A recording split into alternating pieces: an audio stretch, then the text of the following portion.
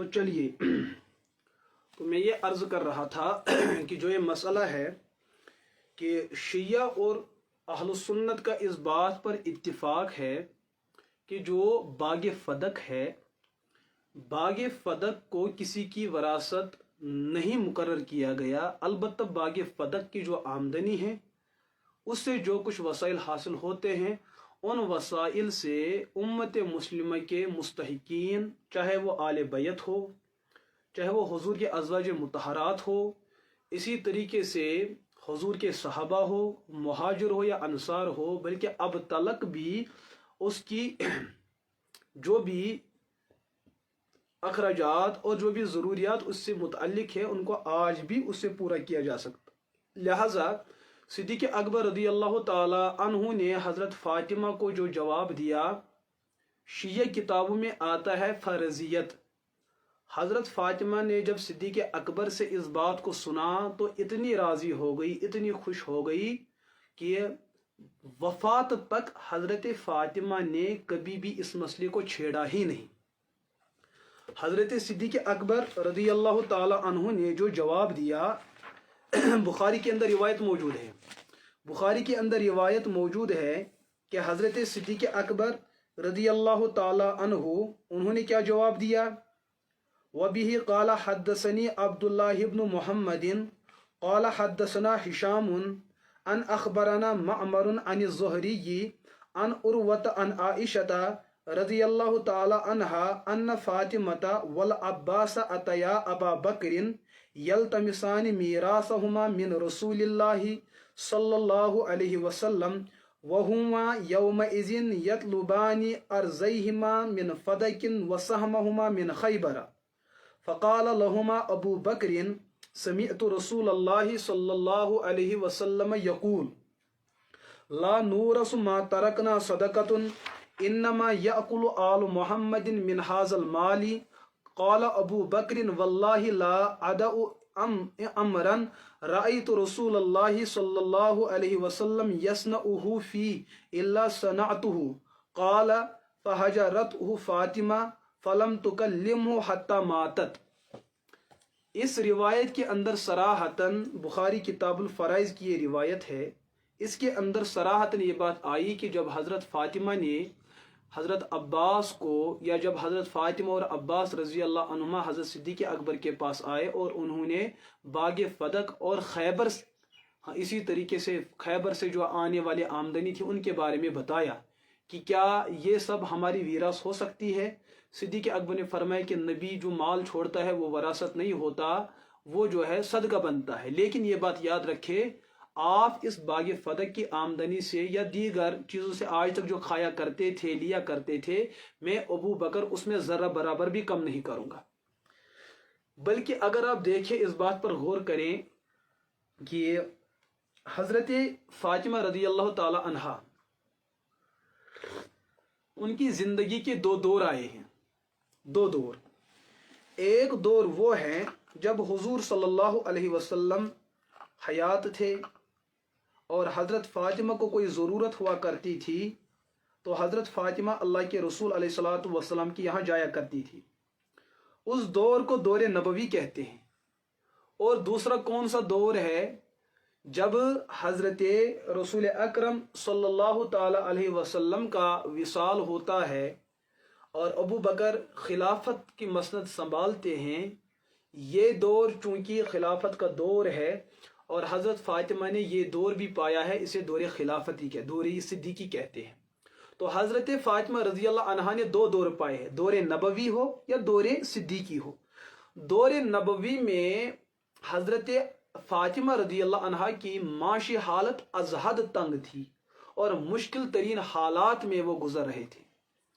اس کا تذکرہ جہاں اہل سنت کتابوں میں ہے وہاں شیعہ کتابوں میں بھی ہے۔ اہل سنت کتابوں میں یہ بات ملتی ہے کہ علی مرتضیٰ رضی اللہ تعالی عنہ نے حضرت فاطمہ سے ایک دن پوچھا کہ آپ باہر سے جو مٹکوں میں پانی بھر کے لاتے ہیں کہ آپ کے مبارک کندھوں پہ چھالے پڑ چکے ہیں کہ چمڑی ادڑ چکی ہے، اسی طریقے سے آپ چکی پیس لیتے ہیں، اس وجہ سے آپ کے ہاتھ میں گھٹے پڑ گئے ہیں، تو آپ خدمت کے لیے हुजूर अलैहिस्सलातु वस्सलाम के पास तशरीफ ले जाए कि उनके पास खादिम हुआ करते हैं, बांदियाँ हुआ करती है, उनमें किसी एक बांदी को आप मंगा लीजिए ताकि वह आपकी खिदमत करे। हज़रत फ़ातिमा को चूँकि बहुत ज़्यादा थकान थी, बहुत ज़्यादा घर के हालात थे कि इतनी ज़्यादा परेशानी थी कि हुजूर अलैहिस्सलातु वस्सलाम के पास चल दिए। हुजूर के पास जाने के वक्त हज़रत फ़ातिमा रज़ी अल्लाह अन्हा ने हुजूर को देखा कि उनके साथ बहुत सारे सहाबा थे जो उनके साथ महव गुफ्तगू थे। हज़रत फ़ातिमा ने दूर से जब ये माहौल देखा, हया का तकाजा, इफ़्फ़त और पाकदामनी का तकाजा कि फ़ातिमा रज़ी अल्लाह अन्हा वहाँ से लौट कर अपने घर आई। लेकिन हुजूर ने तो देख लिया था कि हज़रत फ़ातिमा आ चुकी थी, लेकिन किसी वजह से वो वापस हो गई। रात को हुजूर अलैहिस्सलातु वस्सलाम फ़ातिमा के घर गए और फ़ातिमा से पूछा कि मसला क्या है। फ़ातिमा ने वही अपनी मजबूरी बताई और अपनी ज़रूरत बताई। बजाय इसके कि हुजूर अलैहिस्सलातु वस्सलाम किसी गुलाम बांदी का इंतज़ाम फरमाते, हुजूर ने फरमाया इससे बेहतर ये है कि आप 33 मरतबा सुबहान अल्लाह, 33 मरतबा अल्हम्दुलिल्लाह, 33 से 34 मरतबा अल्लाह अकबर इसको पढ़ा करे, ये आपकी ज़रूरत के लिए काफ़ी है। जिस पैगंबर ने मशक्क़त भरी ज़िंदगी में, तकलीफ भरी ज़िंदगी में हज़रत फ़ातिमा को बजाय गुलाम देने के तस्बीह पर कफ़ायत करने का हुक्म दिया, वो फ़ातिमा रज़ी अल्लाह ताला अन्हा जब दौरे सिद्दीकी से गुज़रती है तो अबू बकर ने यह हुक्म दिया कि मैं आपके घर में इतना कुछ बेचता रहूँगा कि आपकी दुनियावी ज़रूरत पूरी होती रहेगी। और वही वजह थी कि एक दिन जब फारूक आज़म की खिलाफत का दौर आता है, सिद्दीक़ अकबर हज़रत फारूक आज़म रज़ी अल्लाह ताला अन्हु के दरबार में गए। हज़रत उमर फ़ारूक ने फरमाया ये गनीमत का माल है और इसी तरीके से बाग फ़दक वगैरह माल फ़ई है, इसको अपने आप पे खर्च करो और मुस्तहिकीन पर खर्च करो। हज़रत अली मुर्तज़ा ने फरमाया ए अमीरुल मोमिनीन, अब अल्लाह ने हमको मुस्तगनी कर दिया है कि आप खुलफा के अदल इंसाफ की वजह से हमारी गुर्बत, हमारी माशी हालत ठीक हो चुकी है। अब ये जो चीज़ें आप मुझे देना चाहते हैं इसके बजाय आप किसी मुस्तहिक को दे दीजिए, हमारी हालत बेहतर हो चुकी है। और इस बात का बरमला एतराफ़ इजहार अहल सुन्नत की किताबों में भी है और अहल शिया की किताबों में भी है। लेकिन शिया लोगों ने कुछ और भी ज़्यादतियाँ कर रखी है इस वाक़े के अंदर, जो बिल्कुल घिनौनी हरकतें हैं और हज़रत अली मुर्तज़ा और हज़रत फ़ातिमा रज़ी अल्लाह अन्हुमा उनके किरदार के ख़िलाफ़ एक बदतरीन इल्ज़ाम है, जिसको इंशाअल्लाह कभी किसी दूसरी नशस्त में बयान किया जाएगा। तो पूरी ज़िंदगी ये जो रवाफ़िज़, शिया और नीम राफ़िज़ी लोग डंडोरा पीटते रहते हैं कि हज़रत 3 खुलफ़ा ने इन आले बैत का हक दबाया है, गसब किया है, डंडोरा पीटते रहते हैं, उसकी बात सुने। मैं इन रवाफिज और नीम राफिजों से पूछना चाहता हूं, आप तलबा भी जहन में रखें और जो लोग इस बात को सुन रहे हैं वो भी सुने। अगर पहले खलीफा सिद्दीक़ अकबर है और यकीनन है, दूसरे खलीफा हज़रत उमर है और यकीनन है, तीसरे खलीफा हज़रत उस्मान है और यकीनन है, चौथे खलीफा हज़रत अली है और यकीनन है, और चौथे खलीफा हज़रत अली मुर्तज़ा रज़ी अल्लाह ताला अन्हु, उनके बारे में अल्लाह के रसूल अलैहिस्सलातु वस्सलाम ने फरमाया कि अली मुझसे है और मैं अली से हूँ। और इससे बड़े फ़ज़ाइल तो दीगर इन 3 खुलफ़ा के लिए है। लिहाजा चारों के चारों हमारे अहल सुन्नत के दिल में किसी एक सहाबी और खलीफा के बारे में बद ख्याली और सुए ख्याली और बदफहमी बिल्कुल भी नहीं आनी चाहिए। किसी एक के बारे में बुरा ख्याल आ जाए और उस पर अमल करे, इंसान कुफ्र में दाखिल हो सकता है। ये चारों के चारों हमारे ईमान और इस्लाम का बुनियादी हिस्सा है।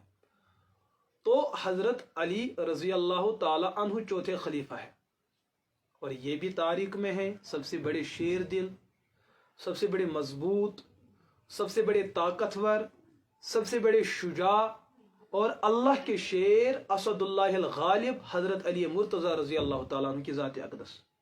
बिल्कुल बात है, इस पर इत्तिफाक है, कोई इनकार नहीं कर सकता। जो इनकार करे उसको दलील देनी होगी। तो हज़रत अली रज़ी अल्लाह ताला ने इतने शेर दिल कि खैबर के दरवाजे को उन्होंने उखाड़ फेंक दिया। दूसरे सहाबा भी कर सकते थे, लेकिन किसने किया? अली ने किया, क्योंकि उनकी जुआ मर्दी और ताकत और शुजा ये ज़रबल मिसल थी। अगर हज़रत सिद्दीक़ अकबर रज़ी अल्लाह ताला अन्हु पर शिया लोग ये इल्ज़ाम देते हैं कि उन्होंने फातिमा का हक दबाया अल-अयाज़ु बिल्लाह, फारूक ने हक दबाया अल-अयाज़ु बिल्लाह, उस्मान ने हक दबाया अल-अयाज़ु बिल्लाह। तो सवाल पैदा होता है, क्या हज़रत अली अपने औलाद को बागे फदक दिलवा सके जिस वक्त वो खुद खलीफा थे, जिस वक्त वो अमीरुल मुमिनीन थे, जिस वक्त वो खलीफतुल मुस्लिमीन थे? क्या उस खिलाफत के दौर में जब खिलाफत की बागडोर उनके हाथ में थी, क्या उस वक्त उन्होंने अपने औलाद को बागे फदक दिलाया? तारीख गवाह है, नहीं दिलाया। क्या माले बागे फदक को अपने औलाद में वरासतन तकसीम करवा दिया? नहीं करवा दिया। अगर बात यही है, अगर ये जुर्म है बकौले रवाफिज और नियम राफिजों के कि ये जुर्म है खुलफा का, तो फिर ये जुर्म तो हजरत अली मुर्तज़ा रज़ी अल्लाह अन्हु के दरमियान भी पाया जाता है। अच्छा, अली मुर्तज़ा तो उनके अपने करीबी थे, वालिद साहब थे, हजरत फातिमा के शौहर नाज़नीन थे। चलो उनका इंतकाल हो चुका था, लेकिन जो उनकी औलाद थी, जो करबला के शहीद थे, जो हजरत अली के दीगर सब औलाद थे, अगर बागे फदक इनकी मिल्कियत होती, वरासत होती, प्रॉपर्टी होती, तो उनको तो हक मिलना चाहिए था ना। लेकिन क्या हजरत अली ने बागे फदक को अपने तहवील में लिया, अपने कब्जे में लिया? नहीं लिया। और इस पर शिया सुन्नी दोनों का इत्तेफाक है, नहीं लिया। अगर नहीं लिया तो क्यों नहीं लिया? तो इसका मतलब उन्होंने अपने औलाद का हक दबाया। बोलो बगैर तो जो तुम कल तक उम्मत को ये धोखा देते थे कि हमें आले बैत से मोहब्बत है, हमें अली मुर्तज़ा रज़ी अल्लाह से मोहब्बत है, तो बोलो फिर हजरत अली ने अपने औलाद पर जुल्म ढाया? तो बोलो ना फिर उन्होंने ताकत होने के बावजूद बागे फदक को अपने कब्जे में ना लिया और अपनी औलाद को बागे फदक की मीरास से महरूम किया। ये कहो फिर क्यों नहीं कह सकती हो? इसलिए कि तुम लोगों ने अवाम से चंदा इसी चीज पे जो है बटोरा है कि हजरत अली हमें उनकी मोहब्बत है, लेकिन आज तुम कह नहीं पाओगे। ये मिसाल वैसी है कि तुम लोगों से हकीकत क्यों नहीं कह पाते हो। उसकी वजह यह है कि जब तुम करबला के मैदान को लोगों के सामने बयान करते हो, एक ऐसी दिलखराश दास्तां है कि लोग जो है रो पड़ते हैं, मातम करते हैं। उस मातम करने से आपकी पेट का मसला हल होता है, आपकी पेट पूजा हो जाती है। लेकिन उसी करबला में हजरत अली के जो वो बच्चे भी शहीद हुए थे, जिनमें एक का नाम अबू बकर, एक का नाम उमर, एक का नाम उस्मान, अगर इमाम हसन और हुसैन रजी अल्लाह अन्हुमा शहीद हुए, उनकी शहादत को उम्मत के सामने बयान करके उनसे पैसा बटोरते हो, लेकिन हजरत अली की जो दीगर औलाद अबू बकर, उमर, उस्मान के नाम पे उनके नाम को आप उम्मत के सामने क्यों नहीं बयान करते हो? वजह यह है कि तुमने आज तक अपनी कौम को बताया कि अबू बकर, उमर, उस्मान, इनसे नफरत करो, लिहाजा इनके नाम पर हजरत अली ने जो अपनी औलादों के नाम रखे हैं, उन नाम के औलादों को इनके सामने पेश करना, उस सूरत में आपकी कौम आपके सर पे जूता मारेगी। कल तक हमें अबू बकर, उस्मान इनके नाम पर जो है लड़ाते थे, नफरत का दर्स देते थे, आज अली की इन्हीं 3 औलादों का नाम लेकर हमारे सामने दादो तासीन वसूल करते हो। यही वजह कि शिया और रवाफिज और नियम राफिज लोग अपने कौम के सामने इस बात को बयान नहीं करेंगे, नहीं बयान करते हैं। उनको पता है कि हमें जूते खाने हैं। पूरी जिंदगी उन्होंने ऐसी कार्रवाई चलाई है, नबी अलैहिस्सलातु वस्सलाम के घराने को बदनाम करने के लिए, आले बैत के खानदान को बदनाम करने के लिए, हजरत अली मुर्तज़ा रज़ी अल्लाह ताला की अजमत को दागदार करने के लिए, हजरत फातिमा रज़ी अल्लाह ताला की इज्जत और इफ़्फ़त को दागदार करने के लिए इन रवाफिज लोगों ने न जाने कहां कहां के जो है अलाका जात को आपस में जोड़ दिया, ताकि सहाबा आले बैत आपस में लड़ पड़े और उम्मत मुस्लिमा आपस में लड़ पड़े और दस्तु गिरेबां हो जाए। लिहाजा न 4 खुलाफा में से किसी एक ने भी इन पर जुल्म नहीं ढाया। अच्छा, आगे बढ़ते हैं। जब हजरत अली मुर्तज़ा रज़ी अल्लाह ताला अन्हु की शहादत के बाद हजरत हसन रज़ी अल्लाह ताला अन्हु मसनद खिलाफत बैठते हैं, क्या हजरत हसन ने बागे फदक हासिल किया? तब तो वो खुद खलीफा थे। क्या उन्होंने बागे फदक को लेकर अपनी मीरास और वरासत में दाखिल किया? नहीं किया। क्या उन्होंने बागे फदक को अपनी जागीर बना डाली? नहीं बना डाली। ना हजरत सिद्दीक ने यह काम किया। نہ حضرت فاروق نے، نہ حضرت عثمان نے، نہ حضرت علی نے، نہ حضرت حسن رضی اللہ عنہ ان 5 خلفاء میں سے کسی نے بھی یہ کام نہیں کیا ہے۔ اگر کسی نے بھی یہ کام نہیں کیا ہے اور شیعہ سمجھتے ہیں یہی جرم ہے، اگر یہ جرم سب میں موجود ہے، علی مرتضی کو امام کیوں سمجھتے ہیں اور 3 خلفاء کو کافر کیوں کہتے ہیں الیاذ باللہ؟ ارے عقل کی بات ہے نا، سمجھنے کی بات ہے۔ اصل بات یہ ہے کہ یہ روافظ شیعہ نیم روافظ کے دل میں نفرت بری ہوئی ہے۔ اس نفرت نے ان کو اتنا بے بس کر دیا ہے کہ 5 کے اندر ایک ہی وجہ پائی جاتی ہے، لیکن 3 کے اندر الگ حکم اور 2 کے بارے میں الگ حکم۔ کیوں؟ علی اور حضرت شہداء کربلا سے ان کی مال و دولت متعلق ہے، ان کے نام پر تقریر کرنے سے ان کی پیٹ پوجا ہو جاتی ہے، اسی وجہ سے اتنا سب کچھ ہونے کے باوجود ان کا نام پیش کرتے ہیں اور ان کا نام پیش نہیں کریں گے۔ یہ تو افسوس کی بات ہے۔ اچھا، اس کے بعد حضرت حسین رضی اللہ تعالی عنہ، کیا انہوں نے وہ باغ حاصل کیا؟ اور آل بیت میں سے حضرت فاطمہ کے معاملہ ہونے کے بعد کیا کسی صحابی نے کسی خلیفہ کے سامنے یہ بات رکھی کہ ہمیں وراثت دلاؤ؟ بلکہ ایک دن جو خیبر سے جو مال و دولت آیا کرتا تھا، جو غنیمت کا مال تقسیم ہوتا تھا، یا دیگر اطراف سے، حضور علیہ الصلوۃ والسلام نے اپنی مبارک زندگی میں حضرت علی کو مال غنیمت تقسیم کرنے کی ذمہ داری دے رکھی تھی کہ جو مال غنیمت آیا کرے گا اس کا پانچواں حصہ جو ہے وہ حضور علیہ الصلوۃ والسلام اور ان کے گھر والوں پہ خرچ کیا جائے گا، لیکن جو 4 حصے ہیں ان کو آپ لشکر کے تمام غازیان اور فاتحین کے درمیان تقسیم کریں گے۔ اس تقسیم کی ذمہ داری حضرت علی کی تھی۔ حضرت علی مرتضی رضی اللہ تعالیٰ عنہ خود تقسیم کیا کرتے تھے۔ حضور کی وصال کے بعد حضرت عباس اور حضرت علی کا اس میں اختلاف ہوا۔ حضرت علی چاہتے تھے کہ میں تقسیم کرتا اور حضرت عباس چاہتے میں تقسیم کرتا، لیکن دونوں کی ذمہ داری تھی، بنو ہاشم خاندان کی ذمہ داری تھی۔ یہ دونوں کے دونوں عمر کے پاس آئے۔ عمر رضی اللہ تعالیٰ عنہ کا ایک وہاں پر دربان تھا جن کا نام تھا یرفا، یہ بخاری کے اندر روایت ہے۔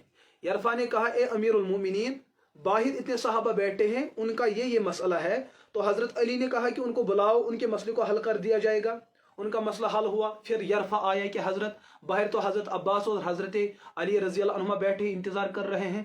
حضرت عمر نے فرمایا ان کو بلاؤ۔ جب یہ دونوں چچا بتیجا اندر تشریف لے گئے تو یہ آپس میں کسی مسئلے پہ اختلاف کر رہے تھے۔ اگر شیعہ کی زبان میں سنانے پہ آ جاؤں تو پھر تو الیاذ باللہ ذہن یہ کہنے کے لیے آمادہ ہوتا ہے کہ یہ لوگ ایسا نہیں کرنا چاہیے تھا، لیکن میں اہل سنت کا حوالہ پیش کر رہا ہوں۔ بخاری کی روایت ہے، حضرت عباس چاہتے تھے کہ میں ان غنائم کی ذمہ داری میں نبھالوں، میں تقسیم کروں۔ حضرت علی چاہتے تھے میں۔ بعد میں دونوں یہ چاہتے تھے کوئی آدھے کا اس طریقے سے منتظم ہو جائے اور دوسرا ایک آدھے کا۔ حضرت عمر رضی اللہ تعالی عنہ نے فرمایا آپ آدھے کی ذمہ داری نبھا لیجئے، لیکن آپ آدھے کی، ایسا بھی ہو سکتا تھا، لیکن فرمایا ایسا نہیں ہے، کیونکہ تاکہ آپ کو دھوکہ یہ نہ لگ جائے کہ مجھے آدھے کا مالک بنا دیا گیا، یہ میراث ہے اور میراث کی وجہ سے تو مسئلہ کھڑا ہو سکتا ہے۔ آپ اس غنائم کو مسلمانوں میں، مستحقین میں، فاتحین اور غازین میں تقسیم کریں، لیکن اسی طریقے پہ جس طریقے پہ رسول اللہ صلی اللہ علیہ وسلم کے دور میں چلا کرتا تھا، لیکن بصورت میراث اور جاگیر کے نہیں، وراثت کے نہیں۔ تو حضرت عمر فاروق نے پھر ان سے پوچھا، مجھے یہ بتاؤ کیا تم اس بات کی گواہی دیتے ہو کہ حضور نے فرمایا کہ پیغمبر کا مال و دولت وراثت میں تقسیم نہیں ہوتا ہے بلکہ وہ صدقہ ہوتا ہے؟ فاروق اعظم کے سامنے بہت سارے صحابہ تھے، ان میں حضرت علی تھے، حضرت عباس رضی، انہوں نے بیک زبان کہا آپ نے جو بات فرمائی حضور نے یہی فرمایا۔ یہی وجہ ہے کہ پوری زندگی حضرت علی نے باغ فدق کو وراثتاً طلب نہیں کیا، جاگیر کے حیثیت سے طلب نہیں کیا، لیکن جو باغ فدق کے جو وسائل تھے، مسائل تھے، ان کو اسی طریقے سے خرچ کیا گیا جیسے سورہ حشر کے اندر آیت 6، 7، 8، 9، 10 کے اندر جو تفصیل آئی ہے، اسی آیت کی پیش نظر اس کو تقسیم کرتے رہے۔ لہٰذا میرے دوستو، اس مسئلے پر امت کا جھگڑنا، آپس میں دست و گریباں ہونا، یہ بالکل غلط بات ہے، یہ گمراہی کی بات ہے۔ بلکہ ایک دکھ کی بات یہ ہے، ایک دکھ کی بڑی بات یہ ہے جس کو میں کہنا چاہتا ہوں، وہ یہ کہ نیم رافضیوں میں ایک بہت بڑے نیم رافضی وہ ملک پاکستان کے एक इंजीनियर प्लम्बर है, उनका नाम है मिर्ज़ा इंजीनियर अली। वो जो मिर्ज़ा साहब है ना, उस मिर्ज़ा साहब का जो काम था उस काम में न लग गए और जहां पर टांग को नहीं अड़ाना था वहां पर टांग को अड़ा देने की कोशिश की। उस मिर्ज़ा इंजीनियर ने यह बदतरीन काम किया कि उम्मत मुस्लिमा के जहन में एक वसवसा डालने की कोशिश की। वो वसवसा क्या है? झूठ बोलकर, बुखारी का नाम लेकर झूठ बोला। उसको शर्म भी नहीं आती है कि मैं हदीस के नाम पर उम्मत के सामने झूठ बोलता हूँ। और उनके पीछे चलने वाले और वो तहकीक समझते हैं, झूठ को सच समझते हुए। हुजूर ने फरमाया, मन कज़बा अलैया मुतअम्मिदन फलयतबव्वा मक़अदहु मिनन नार। जिस शख्स ने मुझ पर नाजायज तरीके से जानबूझकर आमदन झूठ बोला, उसको अपना ठिकाना जहन्नम में तलाश करना चाहिए। इसी वजह से मैं अर्ज करता हूं कि नियम राफिज़ों के बारे में कभी ये सवाल नहीं करना चाहिए। ये क्या है, इनके बारे में एक ही जवाब, ये झूठे लोग हैं और झूठों का ठिकाना वही है जहां इनका बड़ा झूठा इबलीस रहता है। तो मसला क्या है, इस इंजीनियर मिर्जा ने अपनी उस सामने रहने वाली बेवकूफ कौम को, और जो उनके सामने नहीं रहती है, दूर दूर इलाकों में जाहिल और अड़जल किस्म के लोग, उनको ये धोखा देने की कोशिश की। तुम किस सिद्दीक की बात करते हो? एक दिन हुजूर अलैहिस्सलातु वस्सलाम हरम काबा में नमाज पढ़ रहे थे। ये बुखारी की रिवायत है, इस तरीके से हवाला दे रहा है। और इनके जो है मानने वाले हर वक्त के हमें हवाला दो, हम 360 से इस हवाले को सामने लाएंगे।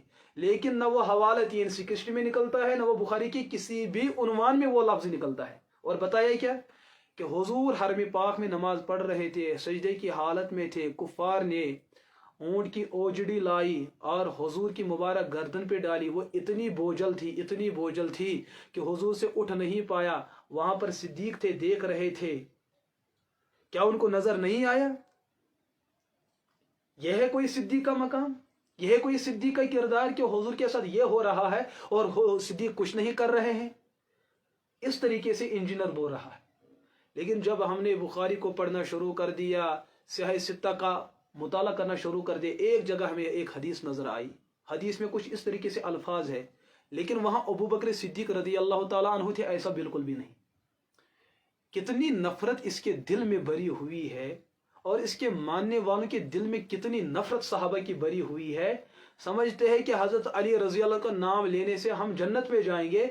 जालिमों, जन्नत में जाने के लिए सब सहाबा की इज्जत व एहतराम, उनके वकार और किरदार को मानना और उसका एहतराम करना वैसे जैसे हुजूर ने किया, ये सब लाजिम है। तब जाके तुम्हारे हक में कुछ खैर हो सकता है। वरना क्या है, हदीस में आया है, वहां अबू बकर सिद्दीक का नाम नहीं है, वहां हजरत इब्ने मसूद रजी अल्लाह ताला अन्हु का बयान है कि इब्ने मसूद फरमाते हैं, कुफार का बहुत बड़ा लश्कर आया कि उन्होंने हुजूर को घेर लिया, हम कुछ भी न कर पाए। लेकिन हुजूर का जब वो मसला हल हुआ, क्या हुजूर ने इब्ने मसूद को डांटा? नहीं डांटा। क्यों? उस वक्त मुसलमान अकलियत में थे, मक्का मुकरमा के अंदर मुसलमान अकलियत में थे। बल्कि हजरत सिद्दीक का किरदार जो किताबों में लिखा है कि हुजूर अलैहिस्सलातु वस्सलाम को एक दिन उन कुफारों ने घेर लिया था। सिद्दीक अकबर वक्त पे आए, उन्होंने उन काफिरों को कहा, जालिमों काफिरों, क्या तुम इस वजह से इनको घेरे में लिए हुए हैं कि ये एक सच्चे खुदा की बात कर रहे हैं? हजरत सिद्दीक का इतना कहना था, उन्होंने हुजूर को छोड़ा और वो कूद पड़े हजरत सिद्दीक अकबर पर और इतना उनको मारा कि 3 दिन तक वो बिस्तर में पड़े रहे। न वो बात कर रहे थे, न खाना न पीना। और मिर्जा इंजीनियर नीम राज ये कहते हैं कि सिद्दीक अकबर ने हुजूर को नहीं बचाया। अरे तुझे पता है कि सिद्दीक अकबर कौन है? अगर जो तेरा तबसुरा और जो तेरे कमेंट होते हैं, अगर यही सच होता, क्या फिर हुजूर सिद्दीक को अपने सीने से लगाते? अगर तेरी जो मिर्जाई जुबान और रवाबजी जुबान ही सच होती, क्या हुजूर अलैहिस्सलातु वस्सलाम अपनी मौजूदगी में सिद्दीक को अपना मुसल्ला हवाले कर लेते? अगर यही बात होती तो हजरत आयशा को हुजूर बुलाते कि अपने वालिद को बुलाओ, मुझे अबू बकर से बात करनी है। और मुस्लिम के अंदर रिवायत है, हुजूर ने कलम कागज उठाया और खिलाफत की बात लिखनी चाहिए। फिर हुजूर ने कहा कि नहीं, हजरत सिद्दीक की खिलाफत के ना अल्लाह मुनकर है ना मुमिनीन मुनकर है। अल्लाह भी चाहता है कि सिद्दीक खलीफा बने और मुमिन भी चाहते हैं कि पहला खलीफा सिद्दीक बने। लेकिन मुमिनों और अल्लाह के अलावा जो दीगर हैं, जिनको काफिर कहते हैं, वो लोग हजरत सिद्दीक की खिलाफत का इनकार कर सकते हैं, बाकी और कोई नहीं। लिहाजा लिखाने की कोई जरूरत नहीं।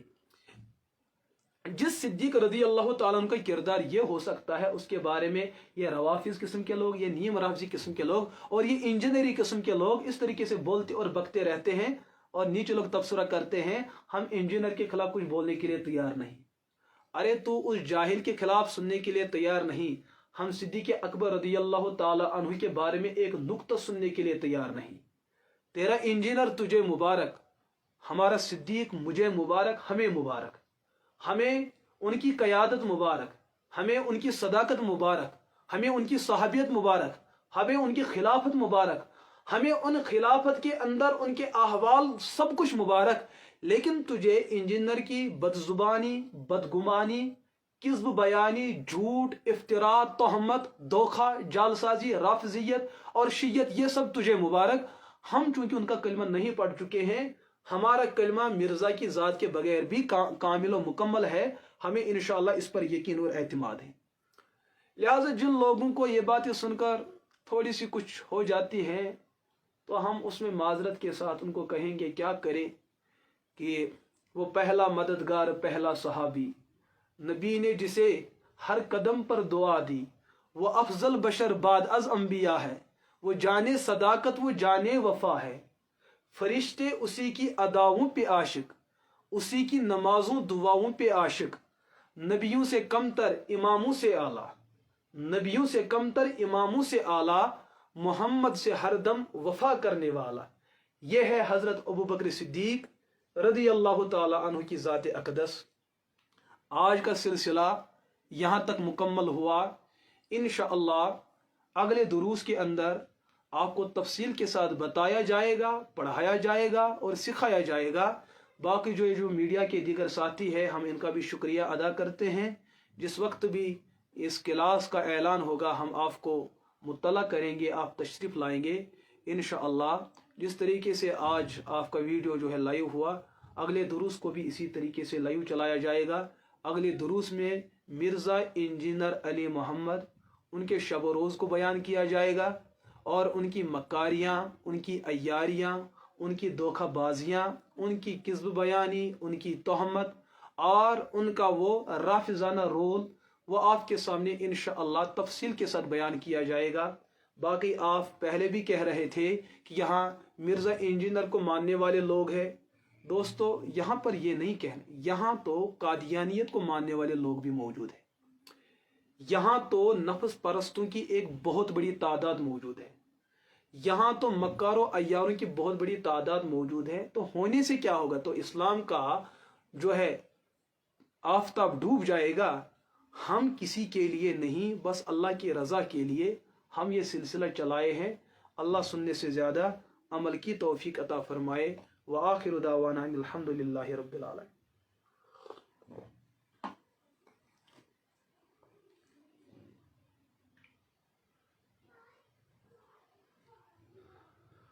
अच्छा, आज एक सवाल आया था, ये कल किसी साथी ने ग्रुप में भेजा था।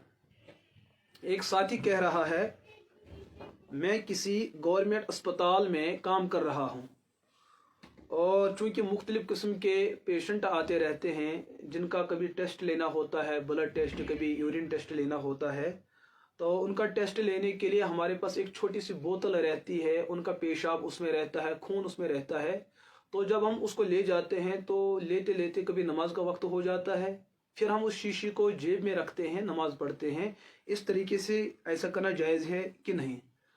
हाँ, ये मसला है, ये सही मसला है। किताबों में लिखा है कि इस तरीके से जो नमाज पढ़ी जाती है वो नमाज अदा नहीं होती है। लिहाजा खून की शीशी हो, पेशाब की शीशी हो, उनको जो है किसी और जगह रखा जाए तब तक जब तक कि आपकी नमाज मुकम्मल होना जाए। बारामूला से एक साथी का पैगाम, वो लिख रहे हैं मुफ्ती साहब, मेरे वालिद साहब हैं और जो मेरी माँ हैं, जो मेरी हकीकी माँ हैं, उनका तलाक हो चुका है और फिर मेरे वालिद साहब ने दूसरी शादी की, उससे भी 2-3 लड़के उसके हो चुके हैं।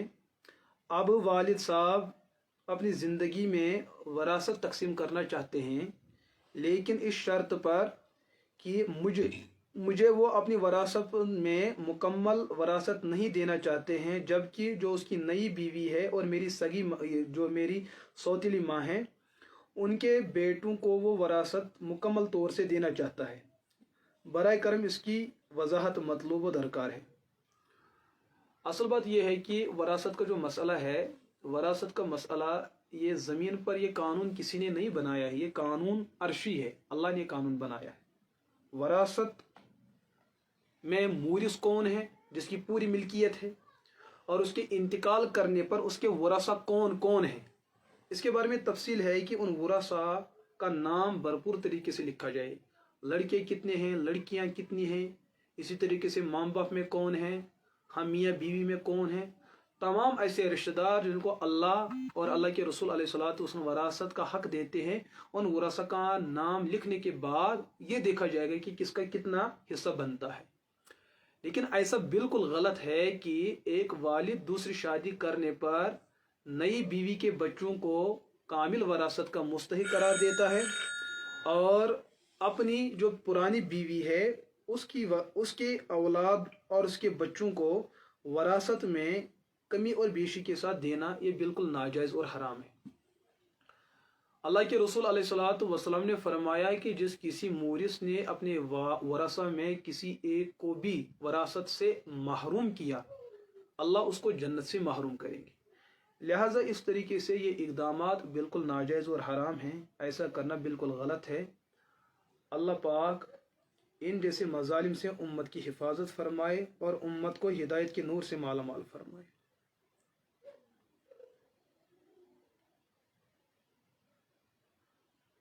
मुफ्ती साहब, क्या दाढ़ी कटे के पीछे नमाज पढ़ना जायज़ है? और क्या जिसकी दाढ़ी कटी है उसका अजान पढ़ना जायज़ है? मसला ये नहीं है, मसला असल है उन्वान अलग। शरीयत की ज़ुबान में जो काम करना गुनाह है उसकी दो शक्लें हैं, एक गुनाह सगीरा, एक गुनाह कबीरा। गुनाह कबीरा ऐसे गुनाहों को कहा जाता है जिन पर जहन्नम की वईद हो, लानत व फटकार की वईद आई हो, चाहे कुरान में सुन्नत में। उन्हीं गुनाहों में एक गुनाह होता है दाढ़ी का काटना। दाढ़ी के काटने वालों से मुतल्लिक कुरान बिलखुसूस अहादीस के अंदर बहुत ज़्यादा वईद आ चुकी है। यही वजह है कि उलमा ने बयान किया है कि दाढ़ी का रखना लवाजिमात में से है, और जो कोई किसी लाजिम चीज़ का तर्क करे वो फासिक होता है, और फासिक के पीछे नमाज पढ़ना मकरूह तहरीमी है। मकरूह तहरीमी का मतलब ये होता है कि नमाज पढ़ ले, सवाब बिल्कुल भी हासिल नहीं होगा, फ़र्ज तो अदा हो जाएगा लेकिन बगैर सवाब और अज्र के। लिहाजा ऐसे फुसका और ऐसे लोगों का इमाम बनना और ऐसे लोगों का मुअज्जिन बनना ये बिल्कुल नाजायज़ और हराम है, जबकि उस मस्जिद के अंदर मुस्तहिकीन और आदिल किस्म के लोग मौजूद हैं, साले और मुत्तकी किस्म के लोग मौजूद हैं। लिहाजा इस किस्म के लोगों को इमाम बनाना और मुअज्जिन बनाना बिल्कुल नाजायज़ और हराम है।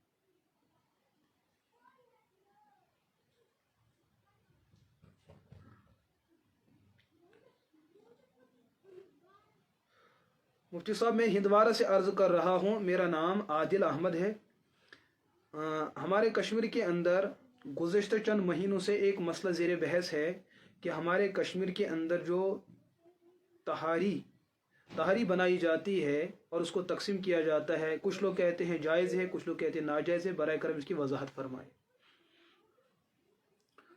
हाँ, ये जो मसला है तहारी का मसला है, सही मसला है। इसके बारे में अव्वलन ये समझना लाजिम और ज़रूरी है कि तहारी किस चीज़ का नाम है।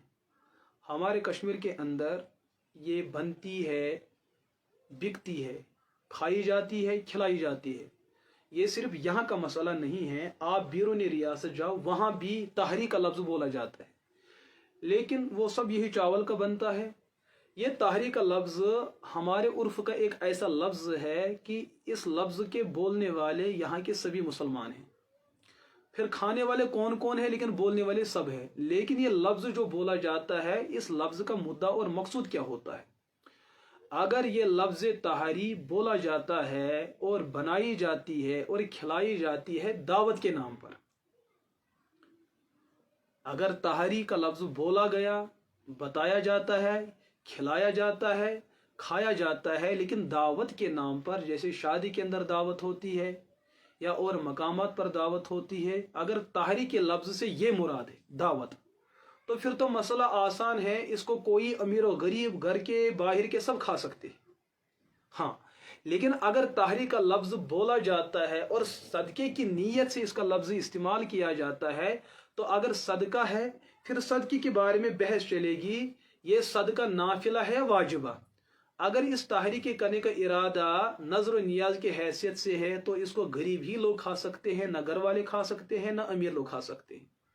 اگر یہ طاہری نظر و نیاز کے نام سے نہیں بنائی کھلائی جاتی ہے، بلکہ صدقہ اور خیرات کے نام سے بنائی اور کھلائی جاتی ہے، تو تب بھی اس کے مستحقین غربا ہی امیر نہیں ہیں۔ لیکن یہاں پر ایک دھوکہ لگتا ہے کہ بعض لوگ سمجھتے ہیں کہ شریعت نے بیوی کو کھلانے کو بھی صدقہ بتایا ہے۔ بھیا یہ صحیح بات ہے، لیکن وہاں صدقے سے مراد صدقہ شرعیہ نہیں ہے۔ جہاں عورت کے مہر کو صداق بولا جاتا ہے، حالانکہ وہ مہر لینے والی امیر بھی ہوتی ہے، غریب بھی ہوتی ہے، اسی طریقے سے بیوی کو کھلانا یہ صدقہ شرعیہ نہیں ہے، بلکہ جس طریقے سے خیرات اور کھلانے کا صدقہ اور خیرات کرنے کا مقصود ایک یہ ہوتا ہے کہ حقدار تک حق کو پہنچائے، دوسرا اس کا فائدہ ہوتا ہے کہ کسی کا پیٹ بھرنا، اور بیوی کو کچھ کھانا کھلانا پلانا، اس کو جو صدقہ بولا گیا ہے وہ نان نفقے کے اعتبار سے وہ صدقہ اور خیرات کی وجہ سے نہیں ہے۔ لہٰذا اس چیز پر لڑنا جھگڑنا کوئی جائز بات نہیں ہے، لیکن ایک بات یہ ہے کہ جس پر سب کا اتفاق ہونا چاہیے کہ جو ہمارے کشمیر کے اندر طاہری کا جو سلسلہ ہے، کرنے کا طریقہ ہے، وہ بالکل غلط ہے۔ راستے پہ تقسیم کیا جاتا ہے، ہاں، بغیر پاک کی صفائی کے کھایا اور کھلایا جاتا ہے، کھڑے ہو کے کھلایا جاتا ہے، کھڑے ہو کے کھانے والے کھاتے ہیں۔ بالکل جو عادت جانوروں کی ہے وہی عادت لوگوں کے اندر منتقل ہو چکی ہے، اور پھر بھی وہ کھانے والے پھر دعویٰ کرتے ہیں ہم وہ ہے اور ہم یہ ہے۔ ایسے قسم کے لوگ کسی کھاتے میں نہیں ہیں، نہ کسی مسلک کے فریق ہو سکتے ہیں، بلکہ ان کا ایمان متاثر ہے کہ جو حضور علیہ الصلوۃ والسلام کی تعلیمات کے بالکل خلاف کرتے ہیں، ان لوگوں کو اللہ کے ڈر اور اللہ کے غضب سے ڈرنا چاہیے۔ لہٰذا یہ مختصر سی تفصیل ہے، اور جو اس کی اجمالی وضاحت ہے علماء سے رابطہ ہو جائے، علماء اس کی بھرپور وضاحت فرمائیں گے۔ مفتی صاحب، میرے والد صاحب ازحد بیمار ہیں، وہ سور انسٹیٹیوٹ میں پچھلے 2 ہفتوں سے ایڈمٹ ہیں، ان کے لیے دعا کیجیے۔ اللہ پاک ان کو شفائے عاجلہ، شفائے دائمہ، شفائے مستمرہ عطا فرمائے، اور ان کی ہر ضرورتوں کو پورا فرمائے۔ اللہ ان کو بصحت و سلامت واپس گھر لوٹا دے۔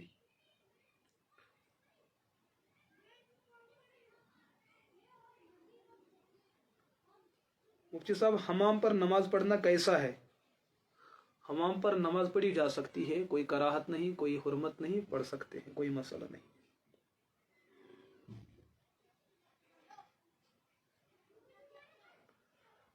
مساجد میں کانگڑے لے کر نماز پڑھنا اور کانگڑیوں کو سامنے رکھنا کیسا ہے؟ کیا نماز ادا ہو جائے گی؟ ہم نے سنا ہے کہ آگ کے سامنے نماز پڑھنا ناجائز اور حرام ہے۔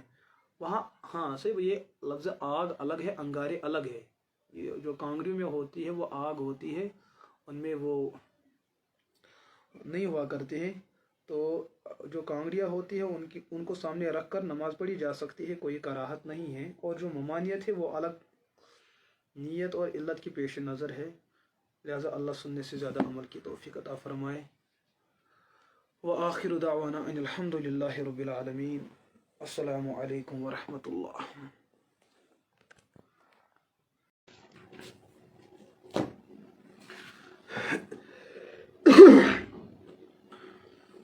الحمد للہ وکفا وسلام علی عبادہ الذین اصطفى، اما بعد۔ قال اللہ تعالی اعوذ باللہ من الشیطان الرجیم، بسم اللہ الرحمن الرحیم۔ اذ اخرجهم الذین کفروا ثانی اثنین اذ ہما فی الغار اذ یقول لصاحبہ لا تحزن ان اللہ معنا وقال الامام ابو عیسیٰ الترمذی باب ما جاء فی میراث رسول اللہ صلی اللہ علیہ وسلم وبه قال حدثنا أحمد بن منيع قال أخبرنا حسين بن محمد قال أخبرنا إسرائيل عن أبي إسحاق عن عمرو بن الحارث أخي جويرة له صحبة رضي الله عنهما أنه قال ما ترك رسول الله صلى الله عليه وسلم إلا سلاحه وبغلته وأرضا جعلها صدقة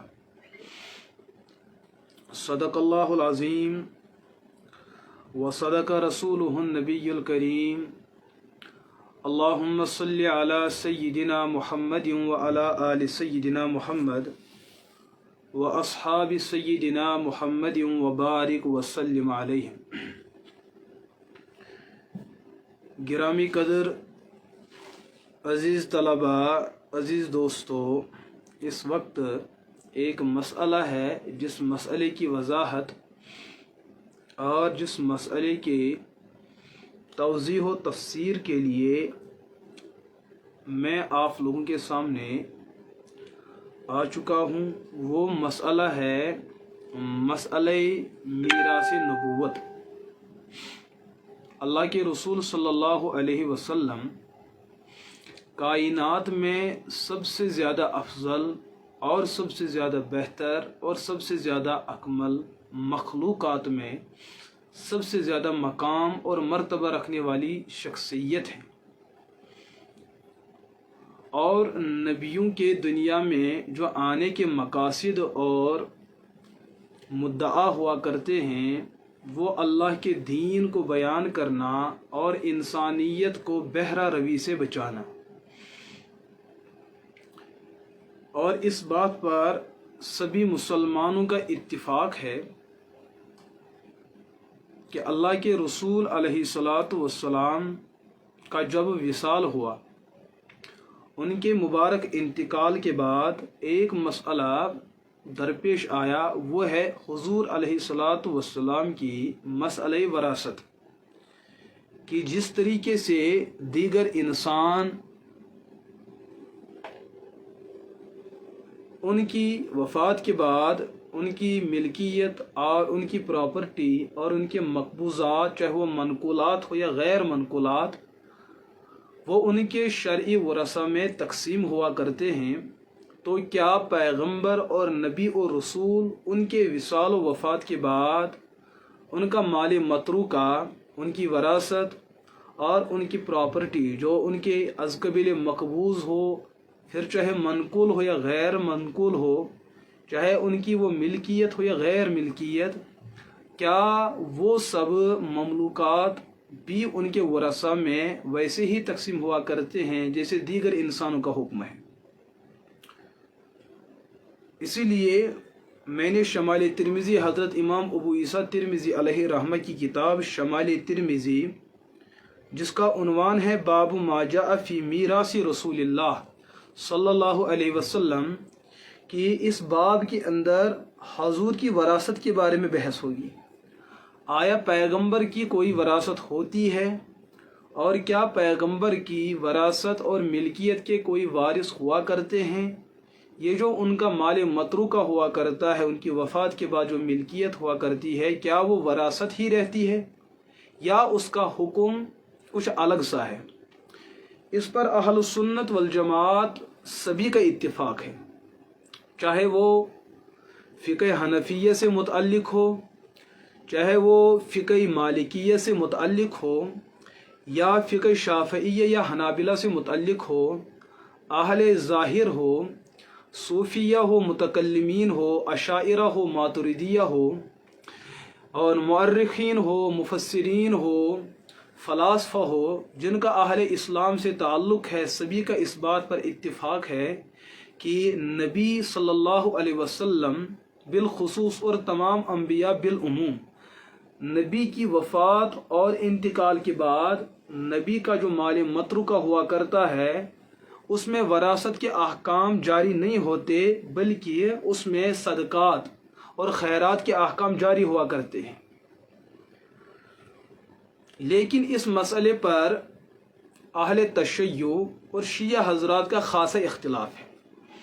पहली बात यह है कि अगर दयानतन बात की जाए, अगर उसूल के दर्जे में बात की जाए कि शिया लोगों ने अपने आप का नाम अहले इस्लाम नहीं रखा है, जो इस बात की अक्कासी हो रही है कि उनका इत्मीनान इस्लाम और ईमान पर नहीं है, और इस मसले के अंदर वो बहुत ज़्यादा खामा फरसाई कर रहे हैं और ज़ुबानों को दराज करते हैं। उस ज़ुबान की दराजगी में वो न अंबिया को माफ़ करते हैं कि उनकी जरह और तनकीद का नश्तर हर नबी से गुज़रता है, हर सहाबी से गुज़रता है, बिलखुसूस खुलफ़ाए राशिदीन में। हाँ, हज़रत सिद्दीक़ अकबर रज़ी अल्लाह ताला अन्हु की ज़ात को निशाना बनाया जाता है। हज़रत उस्मान, हज़रत फ़ारूक उस्मान रज़ी अल्लाह अन्हुमा की मुबारक ज़वात और नुफूस को अपने तनकीद और अपनी तकफ़ीर का निशाना बनाया जाता है। साथ ही हज़रत अली मुर्तज़ा रज़ी अल्लाह ताला अन्हु, उनको भी माफ़ नहीं किया जाता है। हालांकि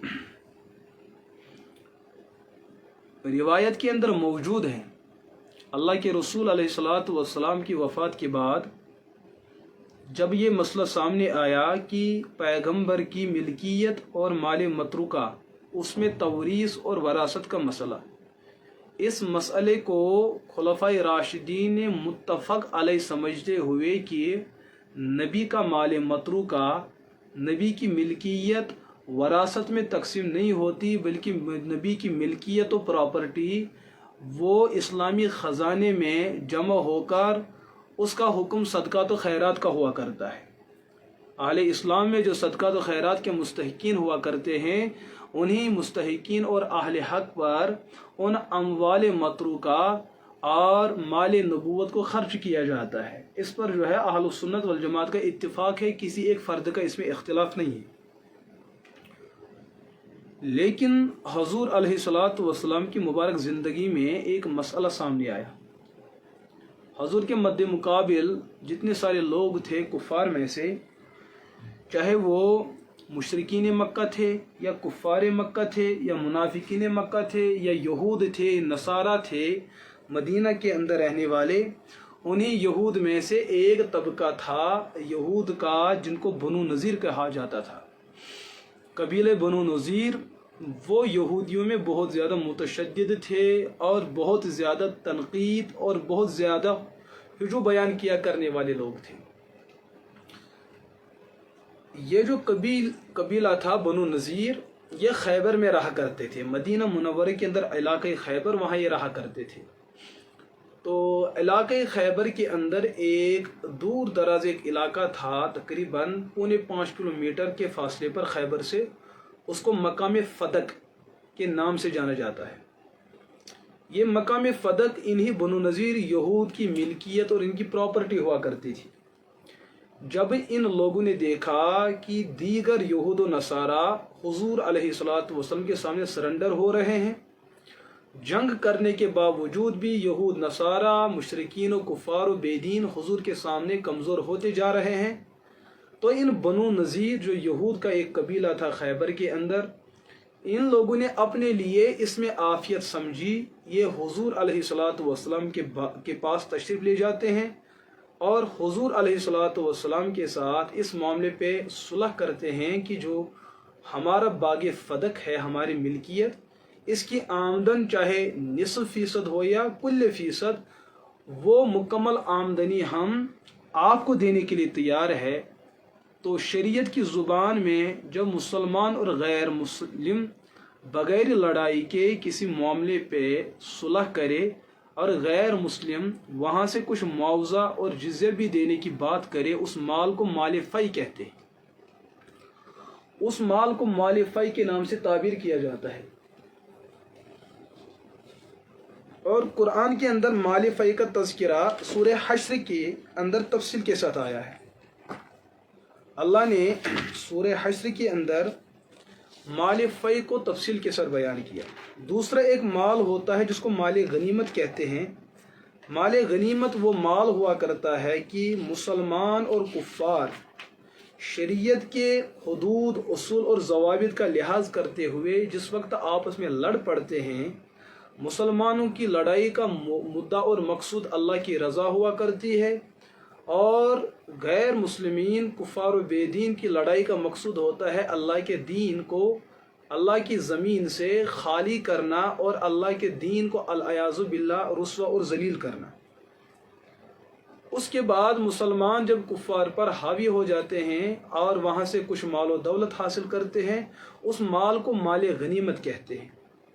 اور مال غنیمت کے متعلق قرآن کے 10ویں پارے وَاعْلَمُوا أَنَّمَا غَنِمْتُمْ فَأَنَّ لِلَّهِ خُمُسَهُ وَلِلرَّسُولِ وَلِذِي الْقُرْبَى، اس کے اندر یہ تفصیل ہے کہ اس مال غنیمت کا 1/5 پانچواں حصہ حضور علیہ السلام کے لیے، اور باقی جو مانندہ حصہ بچتے ہیں ان کو جو لڑنے والے صحابہ ہوتے ہیں، جو اس جنگ کے اندر شریک ہونے والے افراد ہوتے ہیں، ان پر خرچ کیا جاتا ہے۔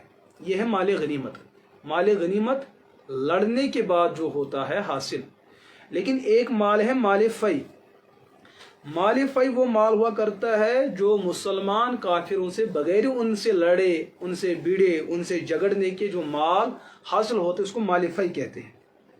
اور سورہ حشر کے اندر آیا ہے، اللہ فرماتے ہیں ما افاء اللہ علی رسولہ من اہل القری فللہ وللرسول ولذی القربى والیتامى والمساکین وابن السبیل کی لا یکون دولۃ بین الاغنیاء منکم وما آتاکم الرسول فخذوه وما نہاکم عنہ فانتہوا واتقوا اللہ ان اللہ شدید العقاب۔ یہ آیت نمبر 6 ہے، 7 ہے، 8 ہے، 9، 10، تقریباً 10 ان مذکورہ اور ان مندرجہ بالا آیات کے اندر مسئلہ مال فی کو بیان کیا گیا ہے کہ مال فی کن کا حق ہے۔ جب باغ فدق بنو نذیر نے حضور کے حوالے کر دیا، اس حیثیت سے نہیں کہ حضور اس باغ فدق کے مالک ہو گئے، بلکہ اس حیثیت سے جو اس کی آمدن ہے یا جو یہ باغ ہے ہم آپ کے اسلامی خزانے کی ملکیت میں دیتے ہیں۔ اسی وجہ سے حضور علیہ السلام نے اس باغ فدق کے آمدن سے اپنے ازواج پر خرچ کیا، اور اپنے آل و اولاد پر خرچ کیا، اپنی بچیوں پر خرچ کیا، اور اپنے دامادوں پر خرچ کیا، اور ساتھ اپنے گھر کے علاوہ جو مسلمانوں کے اندر یتیم لوگ تھے ان پر خرچ کیا، اور مساکین تھے ان پر خرچ کیا، جو اللہ کے راستے میں اللہ کے دین کو سربلند کرنے کے لیے جان مال کی بازی لگانے والے تھے ان کے لیے خرچ کیا۔ اس باغ فدق کے مستحقین اتنے سارے لوگ تھے، کیوں؟ کَإِ لَا يَكُونَ دُولَةً بَيْنَ الْأَغْنِيَاءِ مِنْكُمْ، تاکہ یہ مال فدق جو ہے کسی کی ملکیت نہ ہو کے رہ جائے کہ وہ اس پر دولت پہ دولت دولت پہ دولت کماتا جائے، بلکہ اس کو امت مسلمہ کی ضرورتوں کو پورا کرنے کے لیے ایک مؤثر ذریعہ قرار دیا گیا۔ ملکیت کی حیثیت سے نہیں، بلکہ لوگوں کی افادیت اور لوگوں کی ضرورت کے پیش نظر، کیونکہ باغ فدق یہ بیت المال کا ایک بنیادی حصہ تھا۔ بیت المال سے اس پر جو آمدن آیا کرتی تھی، جو اس سے وسائل حاصل ہوا کرتے تھے، اسی آمدن خرچات کو ان مذکورہ لوگوں پر خرچ کیا جاتا تھا۔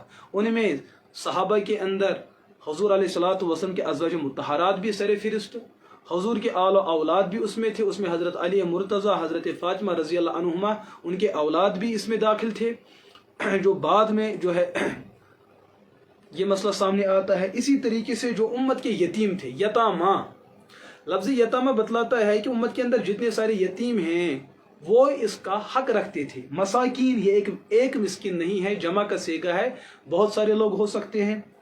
ابن السبیل یہ بھی بہت سارے ہو سکتے ہیں۔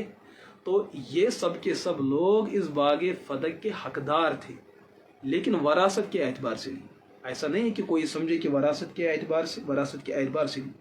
قرآن نے فرمایا وما آتاکم الرسول فخذوہ، جو کچھ اللہ کے رسول آپ کو دے اس کو لو، وما نہاکم عنہ فانتہوا، اور جس سے منع کرے اسے رک جاؤ، واتقوا اللہ، اللہ سے ڈرتے رہو، ان اللہ شدید العقاب، کیونکہ اللہ کی پکڑ بہت زیادہ سخت ہے۔ اس کے بعد آیا ہے للفقراء المہاجرین الذین اخرجوا من دیارہم واموالہم یبتغون فضلا من اللہ ورضوانا، اس باغ فدق مال فی میں مہاجرین صحابہ کا بھی حق تھا۔ مہاجر وہ صحابہ ہوا کرتے تھے جو مکہ مکرمہ کے اندر رہنے والے تھے، لیکن وہاں کے کفار بے دینوں نے ان کو دین پر عمل کرنے سے بہت زیادہ روکا، ان کا شب خون مارا، ان کی عزت کو پامال کرنے کی کوشش کی، ان کو دین پر رہنے سے بہت زیادہ وہ رکاوٹ بنتے تھے۔ ان صحابہ نے اپنے دین کو بچانے کے لیے مدینہ کا رخ کیا ہے، تو مکہ سے نکلنے والے مسلمان ان کو مہاجر کہتے ہیں۔ قرآن نے بیان کیا اس مال فی، اس مال فدق میں ان مہاجر صحابہ کا بھی حق ہے، اور مہاجرین کی تعداد تو بہت بڑی ہے۔ آگے فرماتے ہیں والذین تبوؤا الدار والایمان من قبلہم یحبون من ہاجر الیہم ولا یجدون فی صدورہم حاجہ مما اوتوا ویؤثرون علی انفسہم ولو کان بہم خصاصہ۔ یہ جو دوسرا طبقہ ہے یہ انصار کا ہے، جو مدینہ میں رہنے والے مسلمان تھے، جنہوں نے آنے والے مہاجرین کے لیے مکان، رہن سہن سب کا انتظام کیا، چونکہ اس سب کے لیے ان کو خرچات کی ضرورت پڑتی تھی۔ تو یہ جو مال فی ہوا کرتا تھا، جو اسلامی مملکت کا ایک خزانہ ہوا کرتا ہے، چاہے اس میں باغ فدق ہو یا دیگر وسائل ہو، وہ سب کے سب جہاں ازواج مطہرات کے حقوق سمجھے جاتے تھے، ہاں آل بیت کے حقوق اس میں سمجھے جاتے تھے، اسی طریقے سے مہاجر و انصار صحابہ کا بھی اس میں حق بھرپور تھا، اور پوری زندگی اللہ کے رسول علیہ الصلوۃ والسلام اس حق کو بھرپور طریقے سے ادا کرتے رہے۔ لیکن ایک وقت آتا ہے جب اللہ کے رسول علیہ الصلوۃ والسلام کا وصال ہوا اور اس دنیا سے انتقال ہوا۔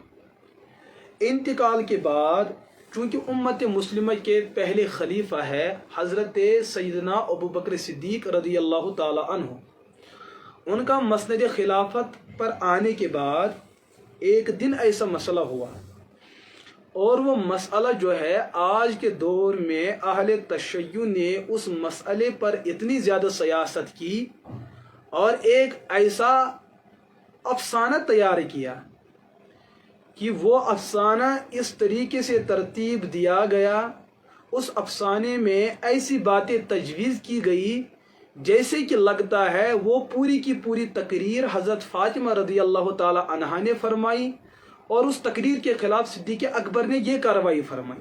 حالانکہ ایسا بالکل بھی نہیں، صحابہ آپس میں اتنے زیادہ قریب تھے کہ اس قربت کو تاریخ نے بیان کیا، اور وہ قربت کیا ہے؟ جب حضرت فاطمہ رضی اللہ تعالی عنہا کی نکاح کی بات آتی ہے، اور نکاح کے لیے جس عظیم ہستی کا انتخاب اللہ نے اور اللہ کے رسول علیہ الصلوۃ والسلام نے کیا، وہ ہے خلفائے راشدین ابو بکر، عمر، عثمان و علی میں چوتھے خلیفہ حضرت علی مرتضیٰ رضی اللہ تعالی عنہ کی ذات اقدس۔ ان کے لیے فاطمہ کی نکاح کا انتخاب ہوا، لیکن بات جب چلی نکاح کی تو ایک دن اللہ کے رسول علیہ الصلوۃ والسلام کے پاس حضرت علی تشریف لے آتے، اور انہوں نے اپنی اس ضرورت، اپنے اس حاجت کو حضور کے سامنے رکھا کہ میں آپ کی بیٹی سے نکاح کرنا چاہتا ہوں۔ اللہ کے رسول علیہ الصلوۃ والسلام نے یہ فرمایا کہ میں اپنی بیٹی سے مشورہ لیتا ہوں، میری بیٹی کا جو مشورہ ہوگا مشورے کے بعد آپ کو مطلع کیا جاتا ہے۔ اللہ کے رسول علیہ الصلوۃ والسلام اپنی بیٹی کے پاس چل دیے، اور اپنی بیٹی سیدہ خاتون جنت حضرت بی بی بطول فاطمہ رضی اللہ تعالی عنہا سے حضور نے فرمایا کہ بیٹی علی کا اس طریقے سے نکاح کا پیغام آیا تھا، آپ کا کیا فرمان ہے، آپ کا کیا جواب ہوگا؟ حضرت فاطمہ نے اپنے عمل سے خاموش ماحول میں زبان کا استعمال کیے بغیر، ہاں نہ کیے بغیر حضور علیہ الصلوۃ والسلام کے سامنے رضامندی کا اظہار فرمایا، اور اس رضامندی کے ساتھ اللہ کی رضا بھی تھی۔ اللہ بھی چاہتے تھے، بلکہ تین خلفاء صدیق اکبر، فاروق اعظم اور عثمان غنی رضی اللہ عنہم، ان کا بھی ارادہ یہ تھا کہ یہ نکاح حضرت علی کے ساتھ ہی ہونا چاہیے۔ جب بات ہوئی، حضرت علی کو ہاں کہی گئی، حضرت علی بہت زیادہ خوش ہے کہ جہاں ان کو حضور کے ساتھ ایمان کا رشتہ ہے، وہاں حضور کے ساتھ ان کا ازدواجی رشتہ بھی جڑ رہا ہے۔ اس پر حضرت علی بہت زیادہ خوش ہوئے، لیکن ایک طرف خوشی ہے، لیکن دوسری طرف اس بات کا غم ہے کہ دینے کے لیے میرے ہاتھ میں کچھ بھی نہیں ہے۔ جس کو حق کے مہر کے نام سے تعبیر کیا جاتا ہے، میرے ہاتھ میں وہ حق نہیں ہے، میں کیسے اللہ کے رسول علیہ الصلوۃ والسلام کی ایسی لاڈلی بیٹی کا حق ادا کر سکتا ہوں؟